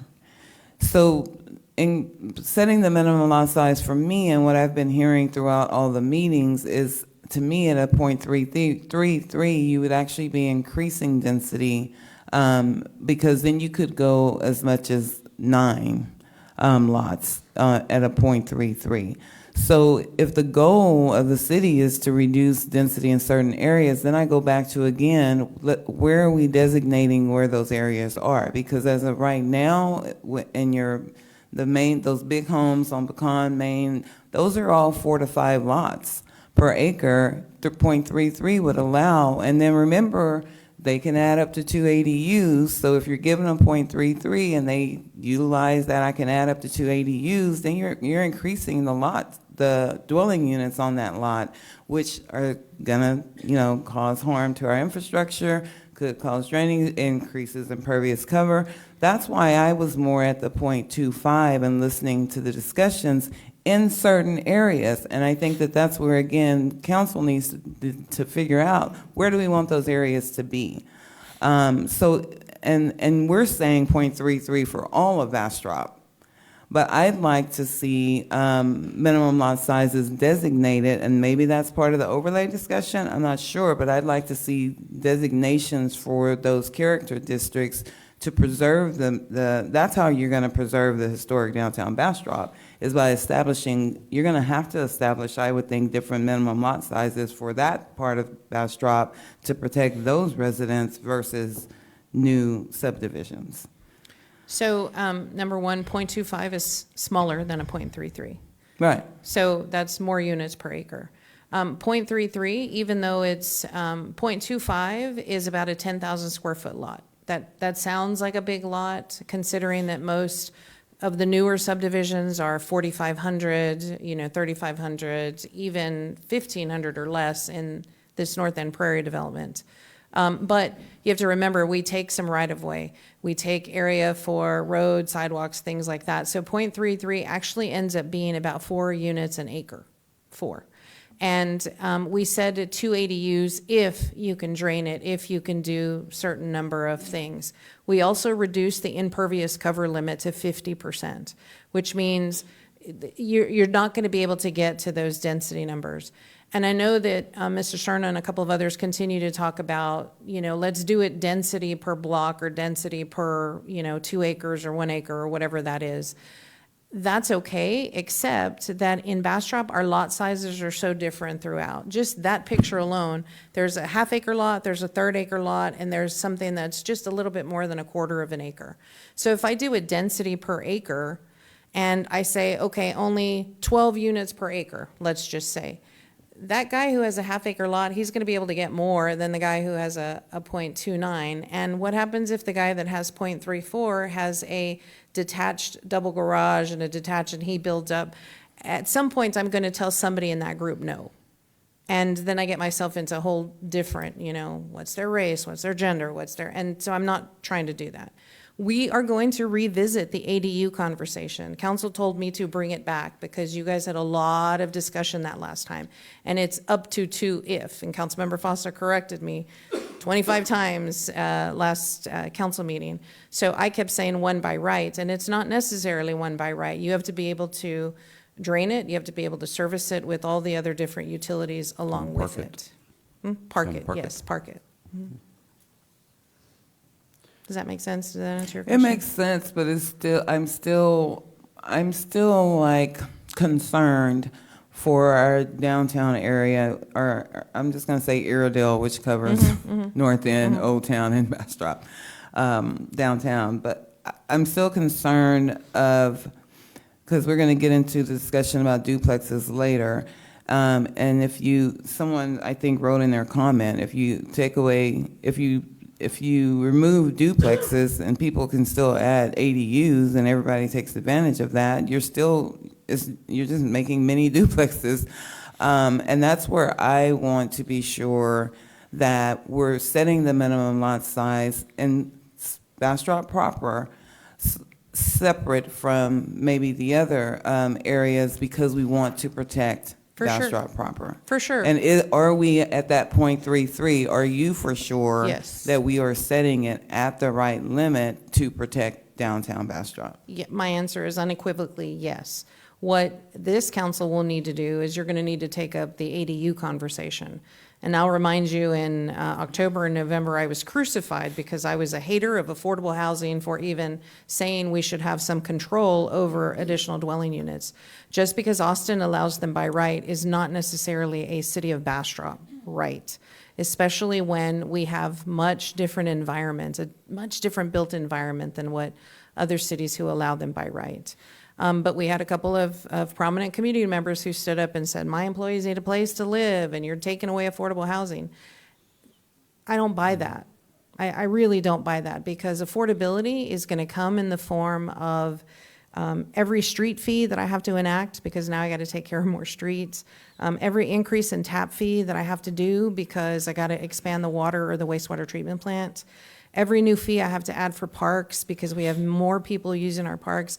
All of those things add up to, what is affordable? And we can have that conversation all day long, but I think 0.33 is the absolute place to start. Any other questions, council? Yes. So since we are applying it over the whole city limits, if we were able to do it by geography, the overlay will permit us to do that eventually, right? So the overlay district that Councilmember Foster is referring to is, we are looking at a couple of different overlays. One is a revised Iredell, essentially. We're looking at a Black historic district. We're looking at revamping the boundaries of the historic business district, of what is considered the Main Street district. We have a lot of different areas. Yes, geography is absolutely important. On Hoffman, you wouldn't want third acre lots. I mean, they've got other deed restrictions and things going on up there. But I continue to say there is a place for the smaller stuff. There has to be. That's part of, everybody has a place to live. It's just that should be borne by the developer who's putting it in. And I not, understand. Yeah. not disruptive too. Like if we were to downtown aside, because the new developments that are coming in are more like 0.2, 0.18, 0.1 Oh, 0.19. acres. So this is going to 0.19. affect, this is overlaying over the whole city. Over the entire city. Over the entire city limits. So it just pushes all the new developments into a PDD situation. Exactly. Which is fine. But it's interesting to vote something inspired by one area over the whole thing and put everyone, I just wish we could do, it's the best tool we have right now. Once we have the overlay, I think we can fine tune it by geography, because I don't know if 0.33 makes sense for a subdivision that's coming in down 304. No, and it won't. But the PDD, I'm going to tell you, is the best tool that you're going to have.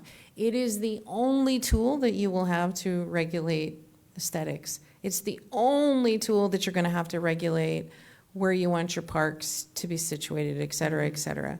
It's a negotiating tool. It's a powerful tool, and I would really rather us have those very public conversations about how that development is going to look, how it's going to fit into traditional Bastrop, that we have them at that space. Because at that point, we're only talking about that one. Gotcha. I'm not talking about anything else. And it is a very public process, right? It's got to go through, it's got to meet base zoning, it's got to go through planning and zoning, it's got to come to city council. The neighbors get noticed. It's a very public process, and I would much rather us go through that than sort of a carte blanche on certain things. Gotcha. Okay. Thanks. Okay, so I'm going to open a public hearing on this item at 8:04 p.m. We have Cecilia Cerna sign up to speak on item 4D, and a handful of additional items, late breaking. Pablo, we can't go backwards in time.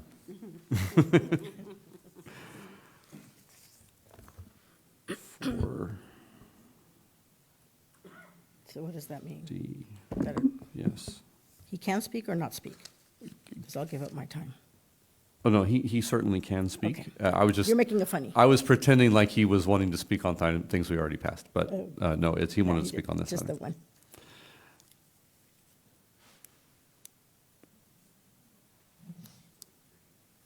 Oh, go ahead. Okay, Sorry. ready, set, go. Ready, Okay, set, go. Cecilia Serna, 1104 Hill Street. I just wanted to mention a couple things. Perhaps when we're talking about minimum lot sizes, maybe we could be a little more creative and flexible for new developments. by defining small minimum lot sizes, medium, and large. That way you have the flexibility given to developers to decide on what they want, and then you can have different homes, some that will be more affordable because they're smaller, and some that will be larger for people that want large backyards or whatnot. Now, granted, you'd have to look over this and discuss it and come up with the best ideas, what's best for the city. So just, I'm asking to reconsider or put this in future meetings to bring that up as well. Because yes, that will affect affordability.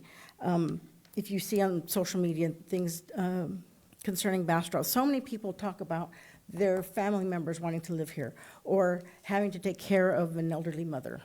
A larger lot, depending on how you have the rules for ADUs, they would be able to comfortably have their home, primary home, and then have an ADU. And granted, for people that don't want such large lots or older couples that don't want to be taking care of yards and things like that, then they'd also have the opportunity to go and select where in the city they want to live.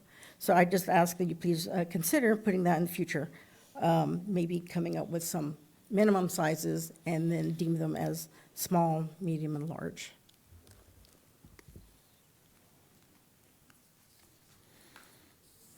Pablo Serna.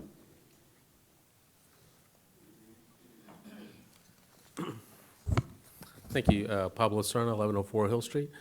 So I wanted to address the issue on the minimum lot size, and I'm in favor of that. I think I've spoken about that before, but we're talking about new development and subdividing lots.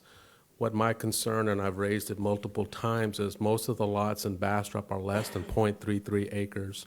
Most of the lots are I saw one, just, you can see when there's 0.29 on my block, there's one that's 0.12. So what can happen, and what has happened in a lot of towns that go through rapid redevelopment, developers will come in and purchase a lot and demo the building and then build a single-family home. And with our rules that we passed, can immediately add an additional 2 dwelling units. So, and they can do that, and I was just checking the math, with the plumbing fixture still meeting a 3/4 inch water line. So you will get 3 dwelling units on a 0.1 or 0.12 acre lot. It'll be a small house, and it'll probably be garage apartments over a garage, to the point about can you park it. That's going to be, if we're not really mandating certain kind of surface improvements like a hard surface. I think we've talked about having incentives for pervious cover, so for the driveway, so they can park on the grass. So you're really not solving density by just attacking it with the minimum lot size. I think it's a start for new and subdivisions, but what's going to happen to this town, and I promise you it will happen, older houses will be bought up, demoed, and new houses come online, and additional 2 dwelling units be put on there immediately. And that's already happened in my backyard, which is, I'm fine with dwelling. I mean, I'm all for duplexes. It's happened right in my backyard and right around the corner, on the corner of Jefferson and Spring Street. Another house was demoed. So this is going to happen. I think if you really are interested in reducing the density, because that's what this discussion is really about, you do need to set a density unit per acre. And it's a simple math problem. Take any of those point numbers right up there and multiply it by a set number. If we set that number to 4 or 5, which is the historical district, it'll tell you how many units you can put on a lot. And when it's below 1, you just give them 1. If they can go above 1, they can get a ADU, and you assign a value to an ADU, because an ADU should be small.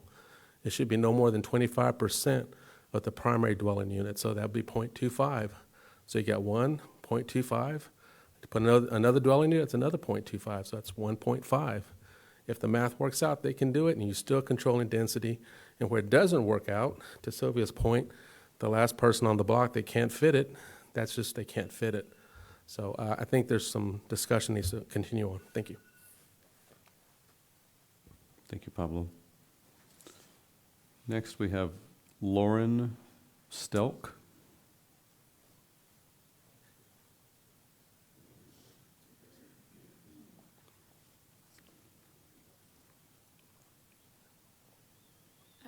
Good evening. I'm Lauren Stelk, 1205 Pecan. It might be a bit preemptive, it sounds like, for the ADU discussion, but coming from Austin and seeing that play out, literally in our backyard, we had our house that had an ADU built behind it. It's really tough to think that that could be a possibility in these neighborhoods, especially given the traditional historic nature of downtown. I think, again, preemptive sounds like this discussion is going to happen. I'm not opposed to having these minimum lot sizes. I think it's a good idea. But if you allow that development to occur, you end up with just, it doesn't feel like the traditional Bastrop that we moved out here for. And I think I don't know how anyone ends up building that. So I don't know if there's been consideration to saying something to the effect of, you know, you can build an ADU, but you can't have it be the weird condo board, whatever they put in Austin that's just crazy. For people who are not familiar, where you can have a personal lot and they split it in half and you have condo documents for that. That allows developers to do what they want to do and build more density. If you had an ADU that said, look, I have my aging parents, they want to live on the same lot, that's for my personal use, fine. But if you have these the allowance of the condo board kind of concept, I think you end up with a more developer-friendly environment for ADUs. So even if it's just to say, look, you can have an ADU, but you can't have those condo setups, might help curb development, but I don't know if that's been considered at all.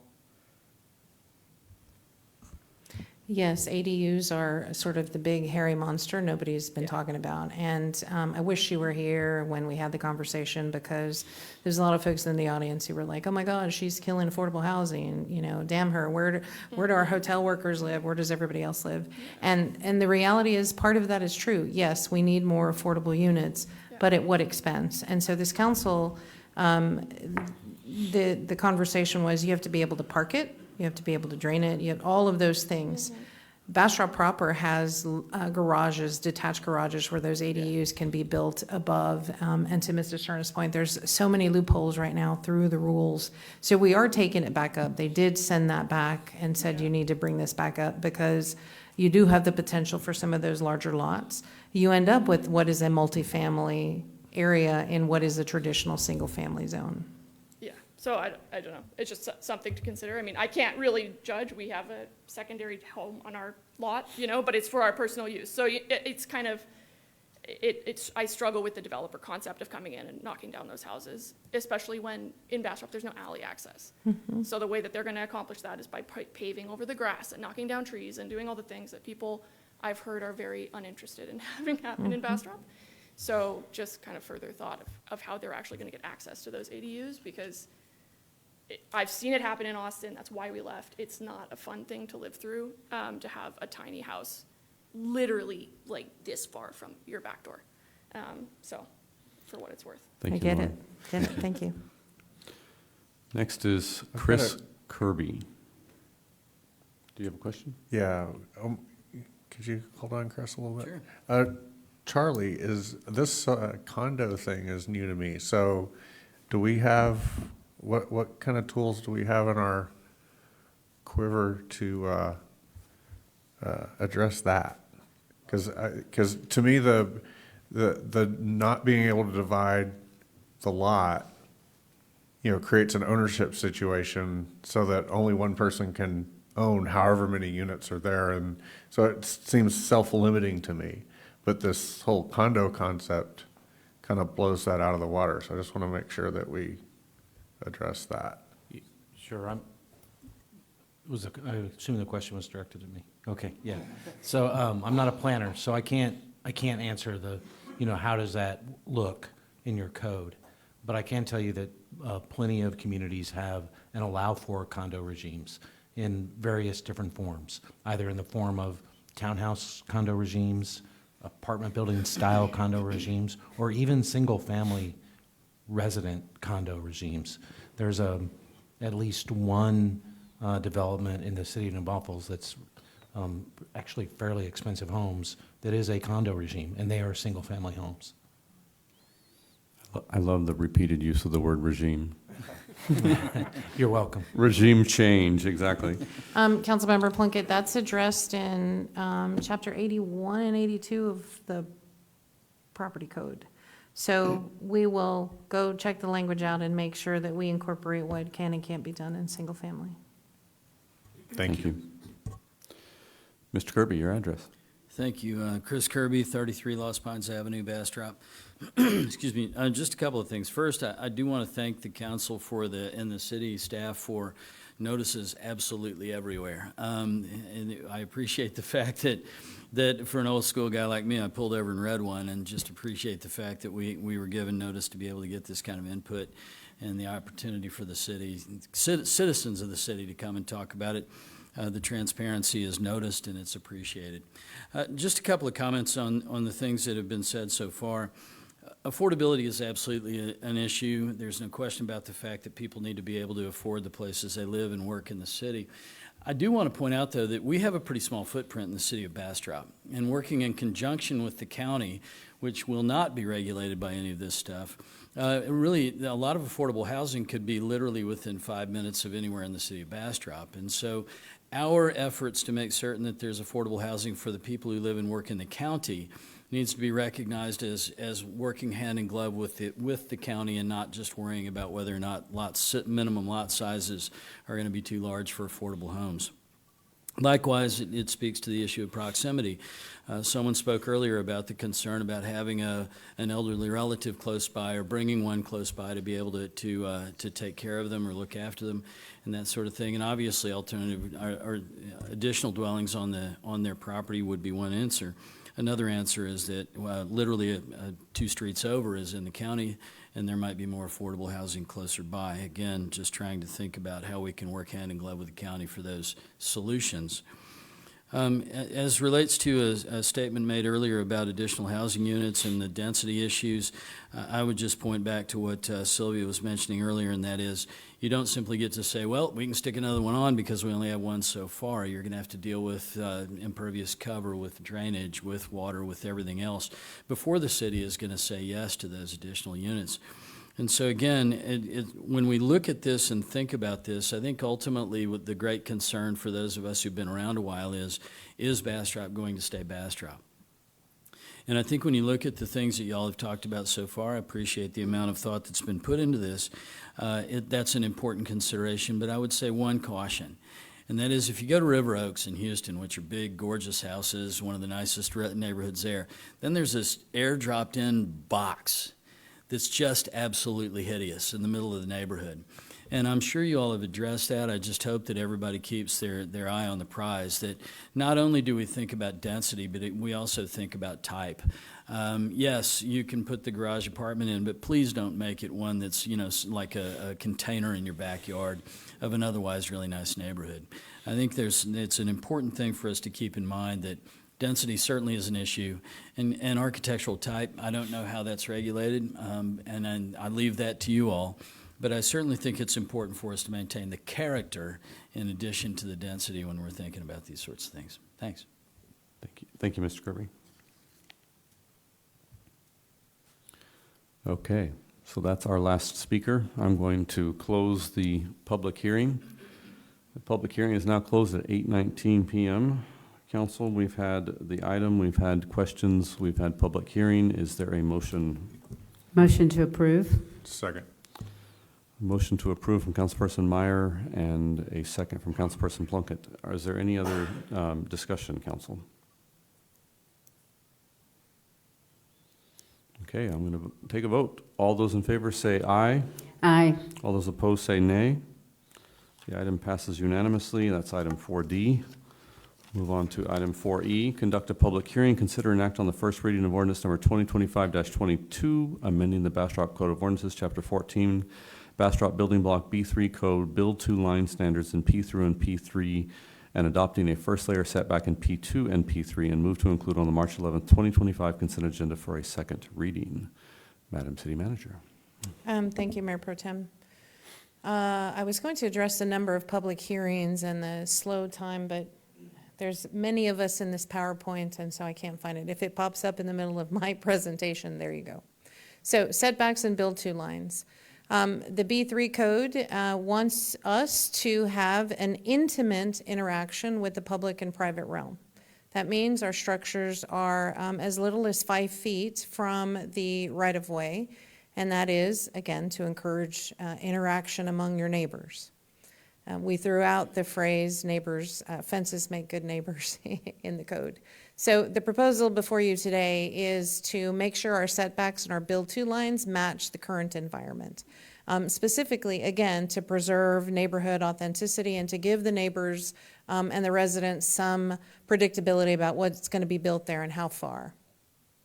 So we already have existing non-conforming rules. Again, we passed those in early 2023 that says I can, because the code was so stringent that it didn't give relief. You had to bring a new structure up to standard.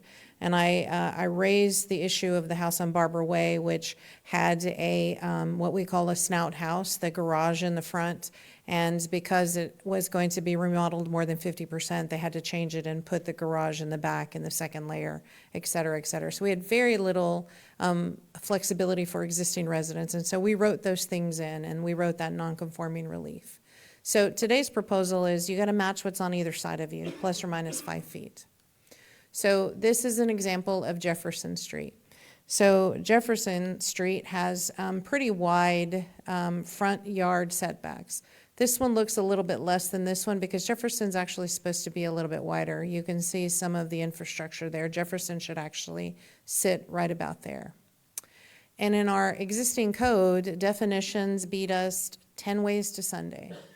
So in the code, this is a courthouse, a courtyard house that in old planning speak was a 0 lot line house, right? You built right up to the lot line.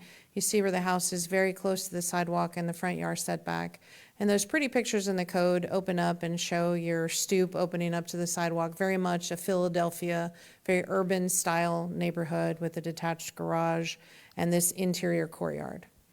This particular developer came to us, and this is the plan that was approved by staff. It was approved by the Historic Landmark Commission, and I gratefully say this was before Sylvia. So he beat us at our own definitions by giving us 2 feet around the entire house. And so legal said, whoop, that doesn't match your definition. That's not a courtyard house. That can go there. And so what do we end up with? We end up with 702 Jefferson, which is really close to everything else, and it is not at all going to match what is next to it. You can see this house set back. There's a vacant lot. This lot, Mr. Stern is actually working on this lot. That setback would have been right about here. It's going to be sort of middle of the way of the first layer of this house. So gone are the days you can kind of look out your stoop and see down the street because you're smack dab going to be looking into your neighbor's window. This is that house. It looks beautiful, looks wonderful. This actually went through architectural. It got a certificate of appropriateness. It's, it looks pretty on paper. What we're putting in isn't going to match the neighborhood. That's okay for Bastrop. We have a bunch of different styles of houses. That's what makes Bastrop eclectic. The problem is you see where it will open up right onto the sidewalk, and the neighbor's house is set back several feet back. And so the neighbor's house is going to be well beyond the front porch. And the problem with that is just the neighbor's going to be looking at the side of the house instead of Yes. being able to see down the street. Exactly. Yeah. And so here's an example at 602 MLK. This house is 8 feet off of the street, and you can see this house way in the back, set much further back. Again, we're working toward a master sidewalk plan. There should be a sidewalk here. There's a sidewalk here addressing the school-age children, but I want to work toward a plan where we're going to put sidewalks in where they make sense. And if this didn't make sense there's a sidewalk fund and et cetera, et cetera. But this is just making sure that our neighborhoods stay consistent and they match each other on either side of you or in the area. Sylvia, I have a question, because thinking back to the formation of the B3 codes, I always remember them saying that it was written up so that we could move our houses up and back and And some people might want a higher fence than other people, and so I still remember us having that conversation. So what in the code made them put, was there something in the code that made them put that house that close to the street? Street type, the street type, this is supposed to be just a neighborhood street. And again, it's the conversation in the code about public and private realm interaction. So this particular house, yes, is supposed to be between 5 and 10 feet off of. You're off saying of the this front. particular house. What do you Yes. mean by this particular house? Well, the house at MLK, the house at Jefferson, our codes are pretty specific on your setbacks, pretty specific. That's what Five- I'm asking. Mhm. So there was, our code right now required him to put Yes. his house Yes. no further back than where it is right now. No further back, no. And that is, and again, it's a matter of interpretation. What you thought was going to be written into the code, I heard earlier, well, it's not mandatory. The code clearly says mandatory grid network. And, you know, we can have an argument. When I first started, I said, okay, well, let me see the process. There's got to be an administrative relief process. That's always in every code, and it's usually 10%. Usually give the director or the city manager some administrative authority so we don't got to pull people through the major knot holes. We don't have that here, so staff interpreted as very black, very white, as written. But the new houses, like in the newer subdivisions, aren't that close. That's what I'm trying to understand. So the you're newer houses like Pecan Park and. Yeah. Okay, so those are planned unit developments. Those. Okay, that's, yeah. It's completely different. Got it. Yep. I've also seen a house that was destroyed by flooding, and when they put the newer house in, they were forced to move that house significantly closer to the road, even though living next door to their parents. They were now, Yes. I don't know, 15 feet further in front of their parents' house, which was just, it's ridiculous looking. And the city staff forced them to do that. They didn't give them the option. So right now, the 10-foot build-to line setback doesn't mirror the environment in the P2. So in in the P2, for example, Piney Ridge, you can see these have a greater setback. The same thing for the new addition, the same thing for some of the different areas in town. Not every lot in Bastrop proper is set 20 feet back. Some lots are as little as 5, 7 feet back, especially as you get closer to the stadium and you get closer to the ROTC unit, specifically the high school. Those homes are set a little bit closer too. And so that's the intent of this, is it should match the built environment. Again, I cannot regulate aesthetics. If you want to build an ultra-modern house, great, wonderful, do that. Just make sure that you look like your neighbors in terms of how far set back you are. And it's very difficult, because we're so different in Bastrop, it's very difficult for me to say everybody gets a 25-foot yard setback. Super difficult. So what we said is it has to match either side of you plus or minus 5 feet. And we specifically said the built environment. What is actually there? What's actually on the ground? And Planning Commission raised a good issue. Planning Commission said, hey, what if there's nothing next to me? What does that mean? And so 25-foot setback is what they agreed on. Some of the commissioners wanted 30 feet because of the parking issue and the spillover into the sidewalk. But 25 feet should accommodate two vehicles parked tandem back to one another. I'll go back to, do we have the strike through of the code? In the P5, the build-to line is as little as 2 feet, 5 to 15 feet.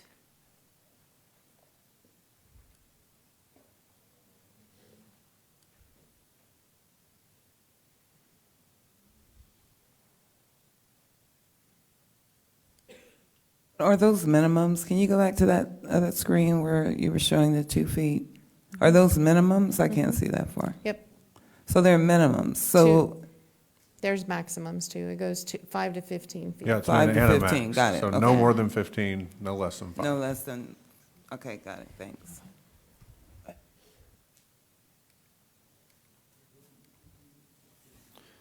Council, do you have any other questions? Yeah. We're on 14, Councilperson Foster? Right, so the undeveloped lots, can we talk about, because the way it's written right now, undeveloped lots with neighbors, would use the setback, the Yes. formula. Okay, Yes. is that, Shall be clear the in average here. of the 2 lots to the right and 2 lots to the left with the ability to vary plus or minus 5 feet. Okay, For that's for lots lots being being redeveloped. redeveloped. On the other chart where it says undeveloped lots, I just want to make sure our words capture what we're talking about in the room, because undeveloped lots doesn't really talk about what's happening left or right. So for Right. lots being redeveloped, undeveloped, I see. I get that one. So here you want to say redeveloped / undeveloped. But this one is more about if they have neighbors. The undeveloped is Raw land. presuming they don't, and that may not be the case. So I want to make sure our language captures what we're talking about. You know what I mean? So do you have a so we did not write language. This is Planning Commission's recommendation. If the council so chooses to go with that recommendation, at your second reading, we'll bring you the strike through. Okay. And what I meant to ask for all code, for everything that we pass tonight, if our wording that we pass tonight could be sent to Denton Navarro for just final eyes on it before it comes back for final adoption next week, I would super appreciate that. So this would be one of those things. So just for clarity, on the use chart, if you go back to the development table, so the build to line, that applies to lots that are undeveloped, being vacant, and it has a single asterisk. So when you go to the lines of text with the single asterisk, it explains that it's not applicable to lots being redeveloped, only vacant lots. Lots that are being redeveloped, meaning that they have a pre-existing neighborhood, that's when you get the built environment clause. Now, we can word that differently, but Planning and Zoning Commission was very clear in their sense that they wanted undeveloped lots to have a 25-foot front That yard was, setback. that came from a question that I actually came up and asked during citizen comments at the planning and zoning meeting. And it was, what do we do for raw land? And so I think that Councilperson Foster is correct that it's kind of mixing concepts, because a infill lot that's never had a house on it, that has a neighbor on the left and a neighbor on the right, we want them to match their neighbors. But I think this says they need to set it at 25 feet, period. Correct. And so that's not what I understood that conversation to be, and not what I was wanting either in the conversation. So I think that we do need to distinguish between, there are no neighbors, and there are neighbors, however we would do that. So you still want to line up with your neighbors, because that's the most aesthetic thing for that street and all of the people that live on it. But if you're the first one to go in and, there's no other, it's not a big development, well then, okay, let's set it at 25 feet. And that's a good conversation, because when we were listening to the motion from the Planning and Zoning Commission, the one thing that we were talking about amongst ourselves was, okay, is it undeveloped if there's no adjoining neighbors, or is it undeveloped if it's an infill lot in downtown Bastrop? And so even kind of distinguishing that was a little difficult for us as we listened to the motion. Yeah. Any questions? Well, I'm just going to try to help with that. I mean, could we just say, the 2 or 4 closest lots, no matter how far away they are, but they're the closest ones, and that's your average, and that's how you get it. That way we don't have to do the word gyrations with undeveloped versus redeveloped, or, I don't know, I'm just trying to help get to what we're all, I think, trying to do, and just trying to wordsmith it. But would that do it? So give me what your motion would sound like. It was something on the order of, take the 4 closest lots where, that are built. I guess we need to make sure that they're built. Otherwise, if they're vacant lots, then it won't, if there's nothing to average, there's nothing to measure. So I guess you would have to take the 4 closest built lots and take the average setback of those, and plus or minus 5 feet, whatever. So I think the way that could break down is if, you've got the closest lots have a 80-foot setback, and you don't even have 80 feet in your lot, or something silly. Right, yeah, we'll have to figure. That's why I kind of liked the 25 yeah. foot. So this was. We have to word it, but. The way we understood it was only applicable to undeveloped lots in P2 and P3. When the Planning Commission spoke about this, they said, what if they don't have any neighbors? Okay, they don't have any neighbors, and so that turns out to 25 feet. And I'm thinking North Mesquite, I'm thinking there's some areas where there isn't, but we do have paper streets. We do have paper lots there that, would be ripe for redevelopment. So in that sense, if there is nobody next to you, there's nobody near you, then 25 feet is a pretty standard setback. if you have people next to you, whether that's one or two lots, I mean, that's an easier, what is that average? So I think this captures it. I'm not real sure what your question is, Councilmember Fossler.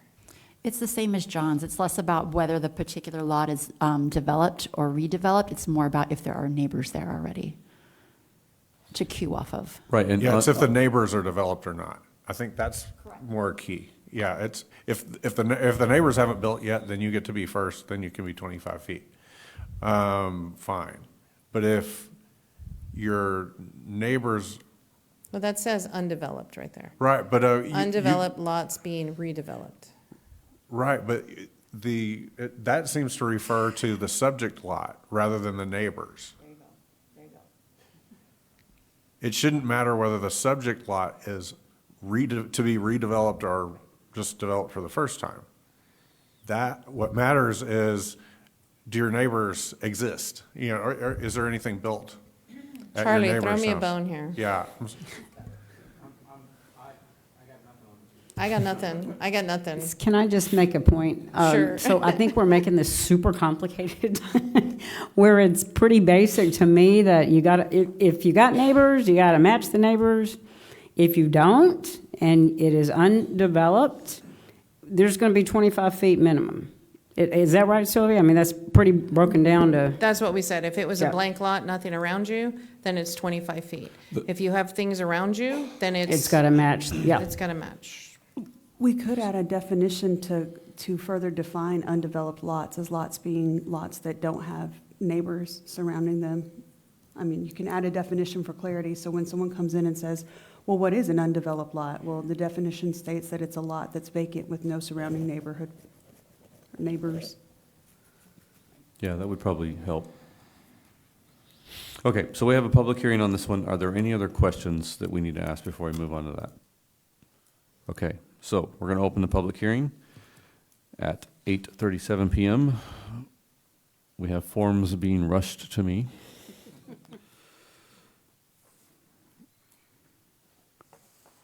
Okay, so Brenda Fowler, who put her comments online, said she wishes to speak.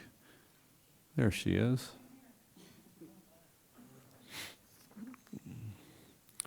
So start with your address. Can you turn the mic on? There may be a button down at the base.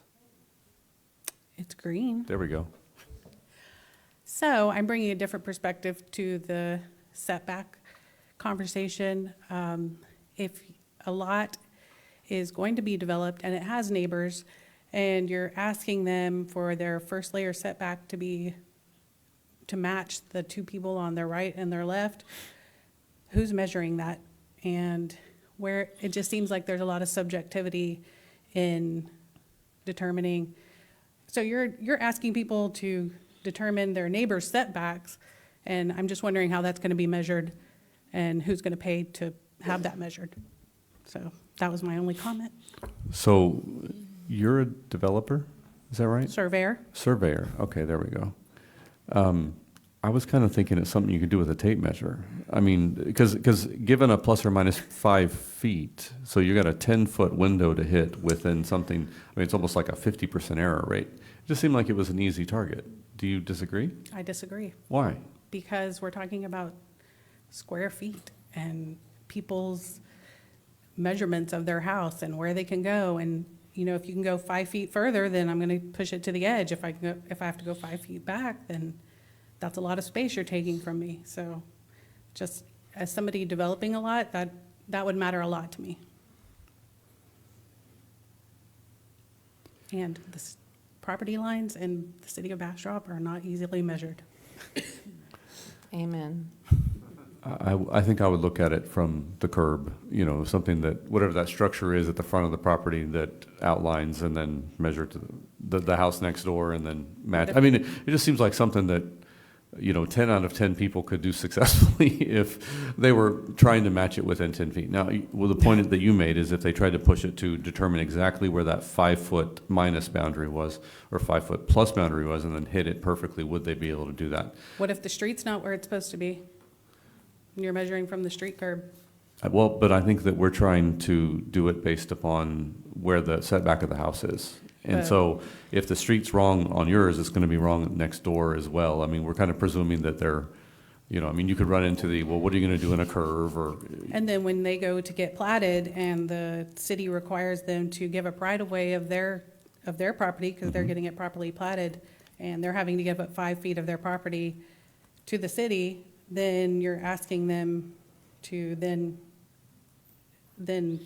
you're not gonna match the neighbors because your lot's 5 feet shorter than theirs, because they're not getting platted because they already have a house there.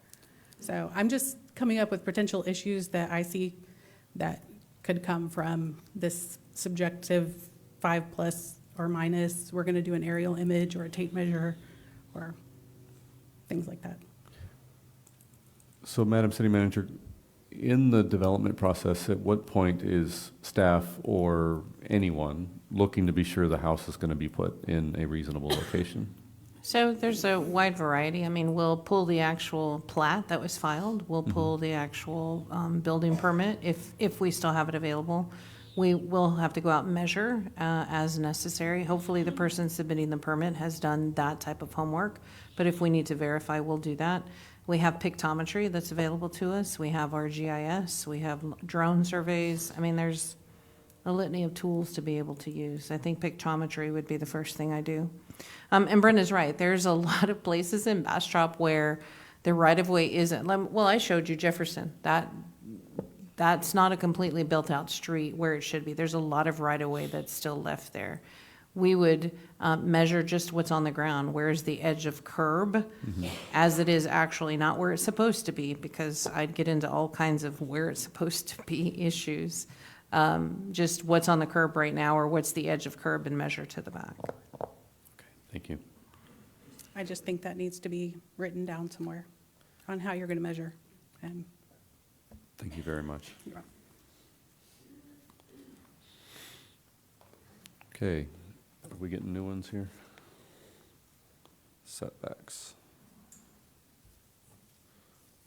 Okay, next on setbacks is Pablo Serna.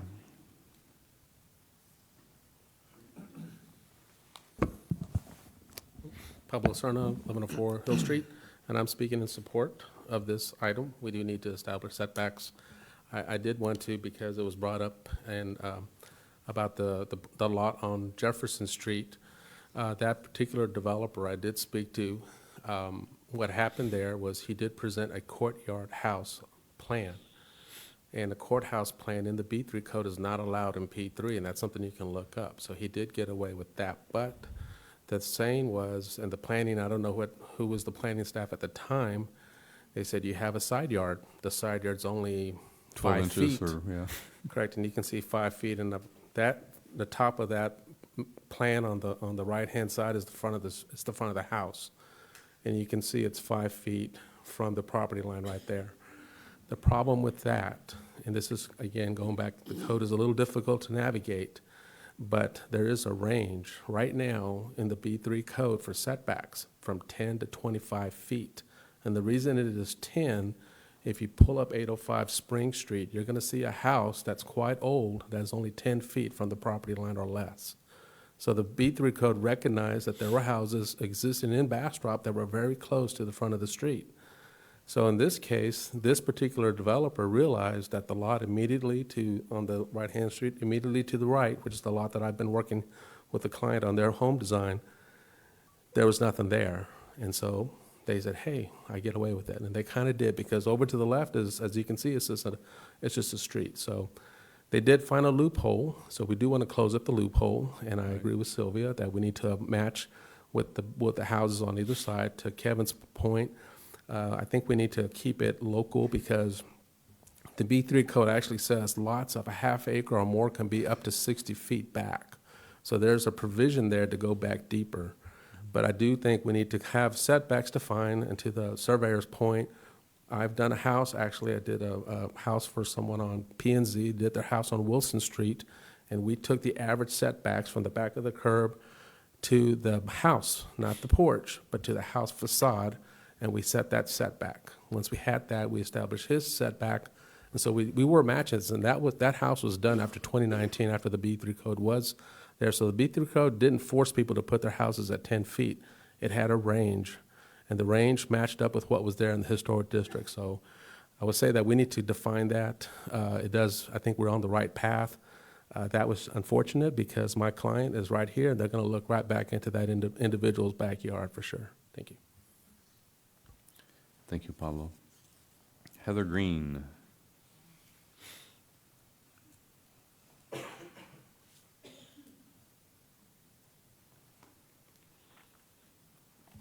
Hello again, Heather Green, 2007 Pecan Street. I just wanted to come up and say that I am definitely for this. My biggest concern, however, is the development that has already been pre-approved, and seeing what we can do to make changes on that. I know that City Manager Sylvia has been working very hard to make sure that what happened to us doesn't happen to anyone else. But finding out that they're going to develop 43 homes on a 4-acre lot right behind us by a school bus showing up and our planning and zoning committee coming out feels wrong. And Councilmember Fossler, I know that the lawyer said that it is not outside of the bylaws for you to vote, but I think you should have recused yourself, because I do not see how ethically it is okay for you to vote on something when your sister directly benefits from how the vote outcomes. She is profiting from the development that she is trying to do right behind us, and you are her sister. So there's no way that you're not also profiting. Ms. Green, let's return back to the agenda item. That's it. That's all I wanted to say. Thank you very much. May I correct a fact? I didn't vote on any of my sister's development, and they're not profiting from it. Next, we have Zia Lowe.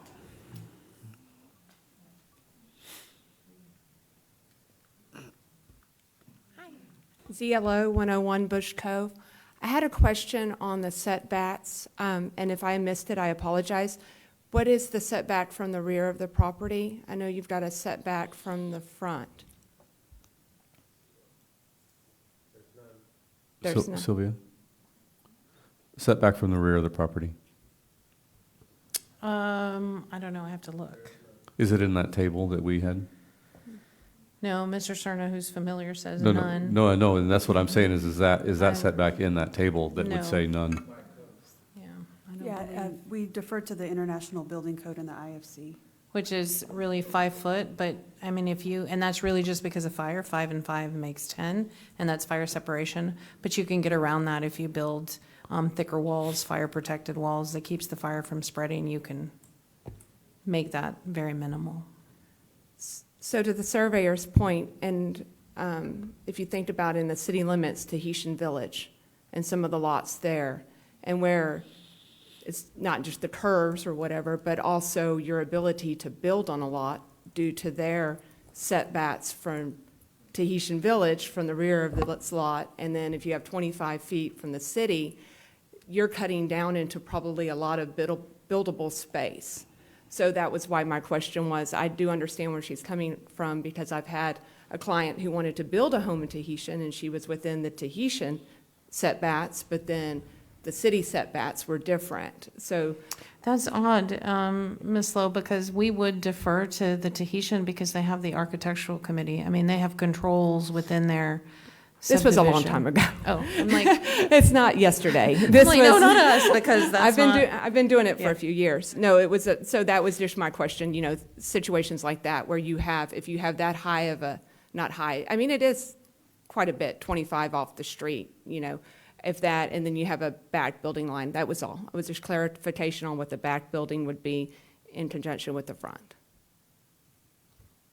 Okay, thank you. Okay, that was my last piece of paper. Anybody else? Okay, at 8:49, I am going to close the public hearing. Council, do we have a motion? Move to approve. Second. Kevin. We have a motion to approve with a second from Councilperson Plunkett. On discussion, I'm going to start off on discussion. This is the one where we have the raw land versus the setbacks, and we should probably provide some direction on that, rather than take it completely as is, because I think it missed the point of the raw land by calling it undeveloped and so on, as we put discussion into. So would Viviana's suggestion then on the definition, would that Yeah, I think suffice? going down that road seemed the most promising, is having Viv create a definition for the undeveloped land. I think that would work. So might anyone propose that we add that to the motion? I'd like to amend my motion to add language that better defines undeveloped lands, setbacks for undeveloped lands. That's acceptable for my second. Okay, so we have a motion and a second. Any other discussion? Okay, all those in favor say aye. Aye. All those opposed say nay. Okay, item 4E passes unanimously. Move on to item 4F. Conduct a public hearing, consider and act on the first reading of ordinance number 2025-26, amending the Bastrop Code of Ordinances, Chapter 14, Bastrop Building Block B3 Code by removing duplexes as an allowable building type in P2 and requiring a conditional use permit to construct duplexes in P3, and move to include on the March 11th, 2025 consent agenda for a second reading. Thank you, Mayor Pro Tem. You see that I amended this slide to say type in red. And I did that because, again, we are not in a traditional use-based code. We are in a form-based code that talks about building types, not necessarily uses. And so this one, you know, Planning and Zoning remanded it back to staff and said, please go find a way to make it happen because we don't really want to take away property rights, et cetera, et cetera. There's only 2 duplexes in the entire P3 area, and those would be protected through the non-conforming clauses that we have. But the intent of this is to really establish traditional single-family uses and remove multifamily uses, which a duplex by definition is 2 families, which is multi. So we came back and said, okay, in order to do that, there is a conditional use permit that she would have to apply for. And a conditional use permit is a change of zoning, essentially, a specialized change of zoning. And it has notice to the public, it has planning and zoning, it has et cetera, et cetera. But where staff is struggling, staff continues to struggle in this code, is right now, we all know that 1005 Pecan had the home demolished, and without minimum lot sizes, you can put a duplex, and quite frankly, 2 quadplexes is what they had initially wanted to build in that area. So what is a conditional use permit? You're going to condition certain things. In this particular case, you're allowing a building, a hardscape structure. This is not a bar may not be allowed in the zoning classification, but if we give it uses like it's not going to be loud, it's not going to operate past 11 o'clock, we're conditioning certain things, and if they don't follow those rules, we get to pull the permit and it goes back to the zoning or the uses that were allowed there. This is a little bit difficult because we're allowing a structure to be built. And so some of the things that you can condition are parking in the rear, you know, greater than 10-foot setbacks, et cetera, et cetera. But once that structure is there, it's there. And conditional is almost a revocable type permit. It gets really hard when we're talking about a building type versus a use. This is a conditional use / type permit. Staff does not recommend approval of this. It's going to get too hard to enforce because we allow a duplex in a single-family zone. That duplex, we do have nuisance ordinances. I'm not going to say that we wouldn't be able to enforce noise and parking and all those other things, but there's no way you've let the horse out of the barn. There's no way at that point to pull anything back if it doesn't work. So this conditional use was planning and zoning's recommendation? Okay. Yes. Yeah, that was the question I was asking myself all weekend. If it's a duplex, it's always a duplex.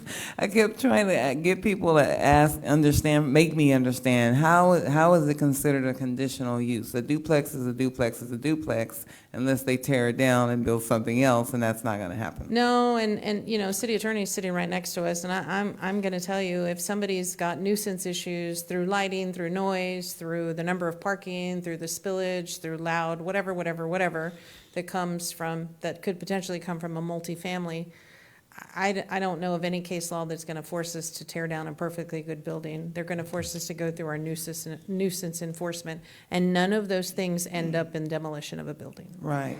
And then I want to go back again and say, but they do belong somewhere. Sure. And we need to figure out where these types of buildings belong, where tiny homes belong. So I'll give you an example. Valverde, which is the subdivision off of 969, that first phase 1, is going to be a duplex community. You guys approved that. That's the PID that was on consent today. Off of Orchard Parkway, what's going to punch out between Orchard and Connect Agnes, the rear of that is going to be for rent properties. It's a completely rental community that's going to have homes of varying sizes here. There is a place, if you know that's what you're buying into. And what we're talking about here is that wasn't what was there before, and the neighbors never expected a duplex to pop up where something wasn't there. Sylvia, I think I overheard at some point at City Hall that greater than 99% of the duplexes in the city today are in P4 zoning. We have 1 or 2 in P3. Right, 1 or 2 in P3. And so in terms of, do we have them, would we allow them, would we continue to allow them? I think the answer is yes, everywhere. And the pattern that's not just the average pattern or the sometimes pattern, but the almost always pattern is that you put them in P4. And so I think what you're recommending by saying don't do this is to not allow them in P2 and P3. Correct. Yeah. Correct. It would be an almost impossible thing to enforce. Again, because we're not in a use type code. I've had plenty of conditional use permits where we allowed, for example, a small retail spot in the middle of a residential area because it felt like it fit, it was close enough to an arterial, et cetera, so long as it didn't create these nuisances that are going to be bothersome to the rest of the neighbors. A use you can prevent from happening. Once the building goes up, I don't know what our recourse would be at that point. I have one, please. Go ahead. So thank you so much for that, Sylvia, because my question was going to be, how do we tear down a building once we've allowed it to go up? So I really appreciate the recommendation not to allow, and I would like to clarify that a lot of the people that put in comments that were in favor of these code amendments, there is a caveat because they have said, and people who have called me have said, however, they do like on 4F that P2, they don't allow the duplexes. And the caveat is we don't want them in P3 either. So that was a majority of everyone I spoke to about this. And we don't want anything to be subjective ever because sadly, you may not want to stay here forever and ever and ever, and we're not going to be up here forever. So I just think we need to make it super clear that yes here, no there, because people deserve to have expectations, and that be very clear. And when they build something, when they come in, when they buy, right, land value, everything like that. So thank you for that. Yeah, that's the only kind of phone call I got on this, is actually on this whole agenda, was that one thing and being opposed to it. So yeah, I echo that. Any other questions? Okay, so public hearing time. So we have a public hearing. I do not have anyone signed up for this item, and it looks like it's going to stay that way. So we're going to close the public hearing at 8:59 p.m. Council, is there a motion? I have a motion, however, as this agenda item reads, it says allowable in P2. So my motion would be to not, for them not to be allowed in P2 or P3. So, Councilmember, the motion would have to be to not create a conditional use permit. To not, Let's start with a motion to approve, so that we're approving the fundamental thing with Yeah, the let me removal ask- of the let me ask you conditional a use question. permit. Yeah. Sorry, Mayor Pro Tem. Go ahead. My apologies. So this is an ordinance that does two things, right? It removes duplexes as an allowable type in P2, and then requires a conditional use permit to construct duplexes in P3. So I think a motion to approve the ordinance. Well, it does three things. It also What- creates a conditional use permit. For Or am I on the P3. wrong one? This says, as an allowable building type in P2, by removing duplexes as an allowable building type in P2, and requiring a conditional use permit to construct duplexes in P3. That's what I'm reading. Is that accurate? So it does those two things. And creates a conditional use permit where one didn't exist before. Right, for P3. Yes. Yeah, so it does those. I consider that two things. I think it's just semantics. So I think it would be appropriate to, based on what I'm hearing, is to make a motion to approve the ordinance by removing duplexes as allowable building type in P2, but not approving the conditional use permit process In P3. in P3. And then is a separate motion required? Because there's a question of not allowing them in P3 at all. So does that need to be a separate motion? Or included in the motion? Well, the agenda doesn't contemplate P3, contemplates P2.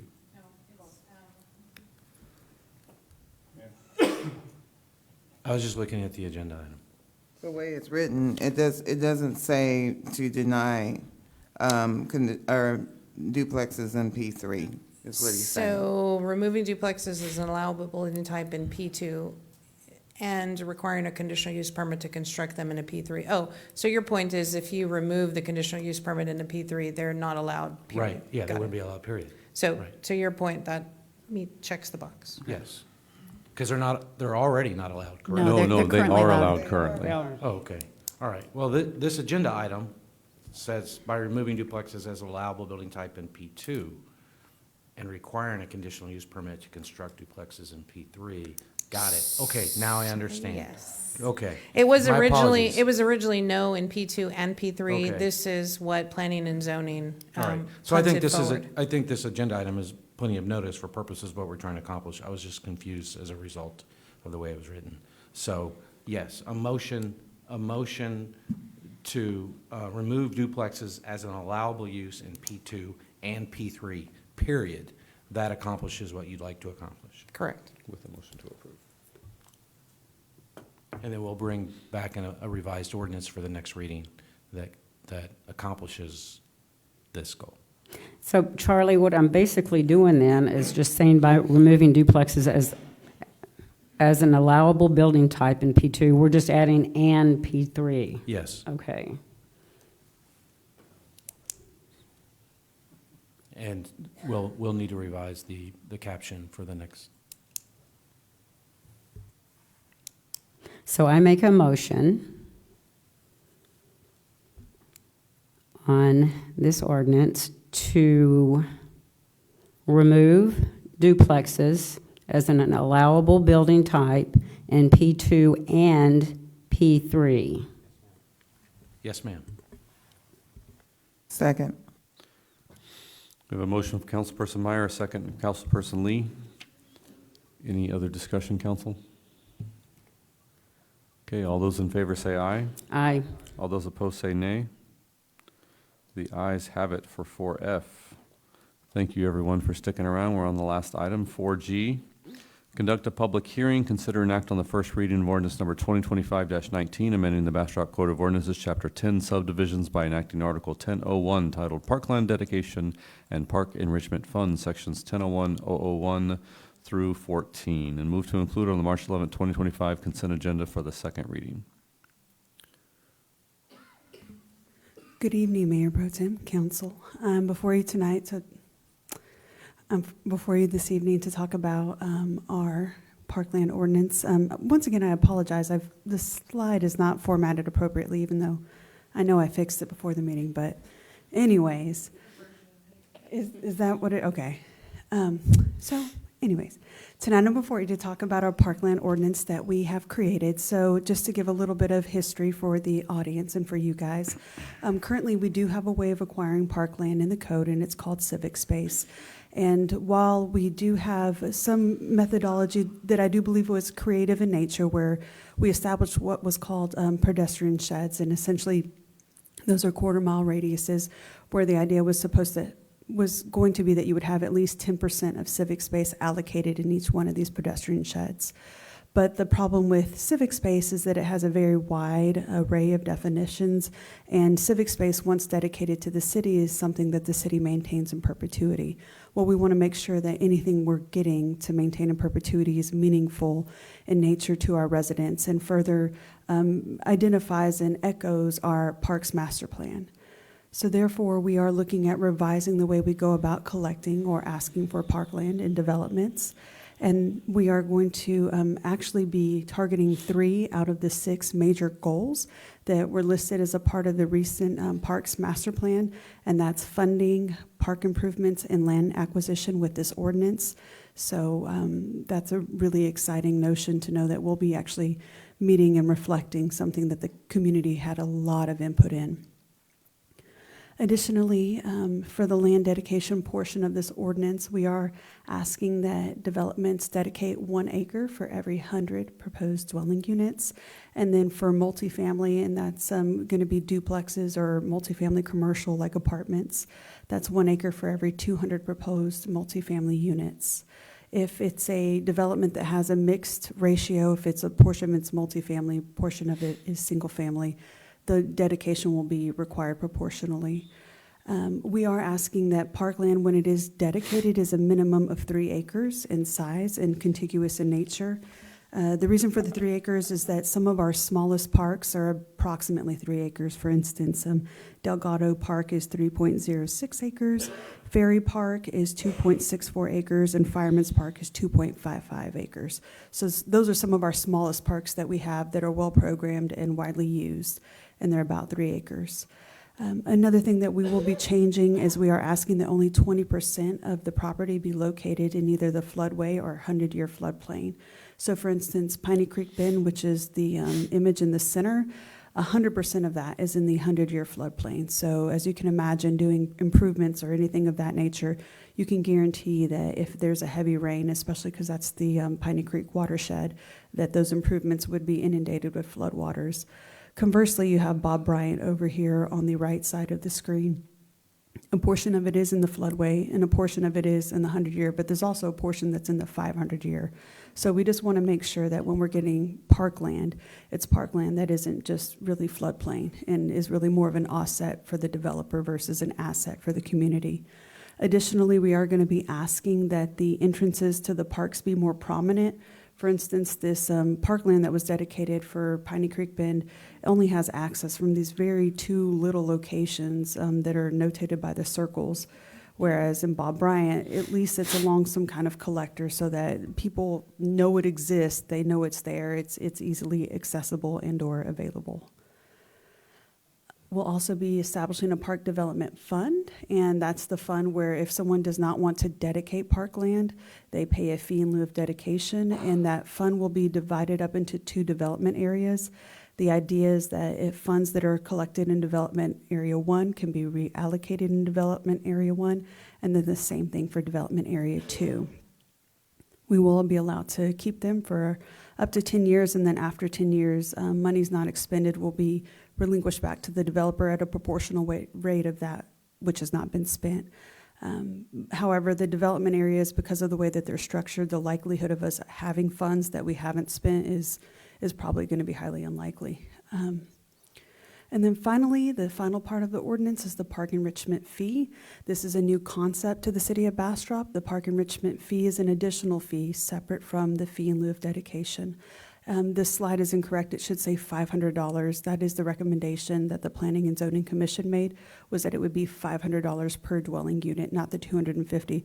But I believe in the staff report and in the ordinance that has been updated to reflect the $500 metric. So this fee, we talked about it actually at length with our attorneys just to make sure that we were headed in the right direction. And the idea is that it's a fee that's collected and that we can use those monies at large within the city of Bastrop. It's not tied to a particular development area, and it can be used to benefit our pre-existing parks.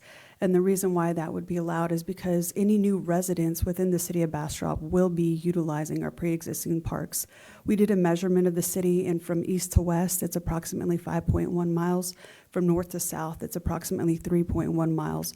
So when you have a larger city, sometimes the park enrichment fees do end up having to be divided up in quadrants, because it's not reasonable to think if you're a very large city that the funds acquired, I'm making this up, in the northwest section could be, spent in the southwest, because it's such a disparity for distance. But because Bastrop is much smaller in nature, has a smaller scale, it is reasonable to understand that any new resident that would be a part of a development that is paying this fee would be receiving benefit from us improving our pre-existing parks. And so that was a conversation that we did have with legal, just to make sure, once again, that we were headed down the right path. And that concludes my presentation. I'm recommending that you take action on the first reading of ordinance 2025-19, and I'm open for any questions. No, I just wanted to, you are correct, Vivi, on page 179, it does say 500, so Yes, ma'am. thank you. Yes, ma'am. Okay, so, do you have a question? Yeah, just a quick, and on the fee, that is something that also could be, like, let's say they were gonna donate, they were, gonna have a development and that was gonna have their own park. Those fees could be spent programming that park as well. You could get, improvements, I suppose, in lieu of the fee. Is there a provision for that? So we tried to work this similar to the transportation impact fee. If they can build it cheaper, wonderful. Same thing, D.R. Horton and some of the larger home developers, they buy these things in mass, and they will get a much better deal than, a city who buys one or two a year, if that. So, did we contemplate that? Okay. Yes, so that is contemplated in the ordinance, and I did put a prerequisite, though, in the ordinance that the only way they can kind of do improvements rather than doing the park enrichment fee is that they need to be dedicating some kind of parkland, right? So we want to make sure that if you're not paying this fee, it's because there's real parkland that you're improving. Sure, yeah, and maybe they even agree to improve an existing park And or there's, something. Yeah. so that's also something that was contemplated in the ordinance, and it's called an alternative method of compliance, AMOC, and it's something they can negotiate with the city manager whenever they're working out their development agreement, a different way of offsetting what would be the fee that we would receive. Yes. Viviana, Sure. that right there, we don't have that, and I can't read it. So Okay. what is that breaking down, that cost? right Oh, there? this cost right here. So it's not an exhaustive list, but Miss Terry, she just sent me a list. I asked her, I said, hey, Terry, can you send me a list of just improvements that off the top of your head are needed? It's not an exhaustive list of improvements and or parks that need improvements. So if there's a park that you don't see mentioned, it's not because it's not been contemplated. Just for scaling of the page, it didn't fit. And that's just to give us an idea of just the need and for us to understand what a benefit this fee would be Good, for yeah, that need. got it. Yes, ma'am. Thank you. Okay, any other questions, council? Okay, so this one has a public hearing attached to it. I'm going to open the public hearing at 9:13. I don't have anyone signed up to speak. And so I will close the public hearing at 9:13. Council, is there a motion on this item? Motion to approve? Second. Motion to approve from Councilperson Meyer, a second from Councilperson Fossler. Any other discussion? Okay, all those in favor say aye. Aye. All those opposed say nay. Okay, this one passes unanimously. We had one more form turned in. Is Lindy Larson still in the room? Yeah, come on up to the microphone.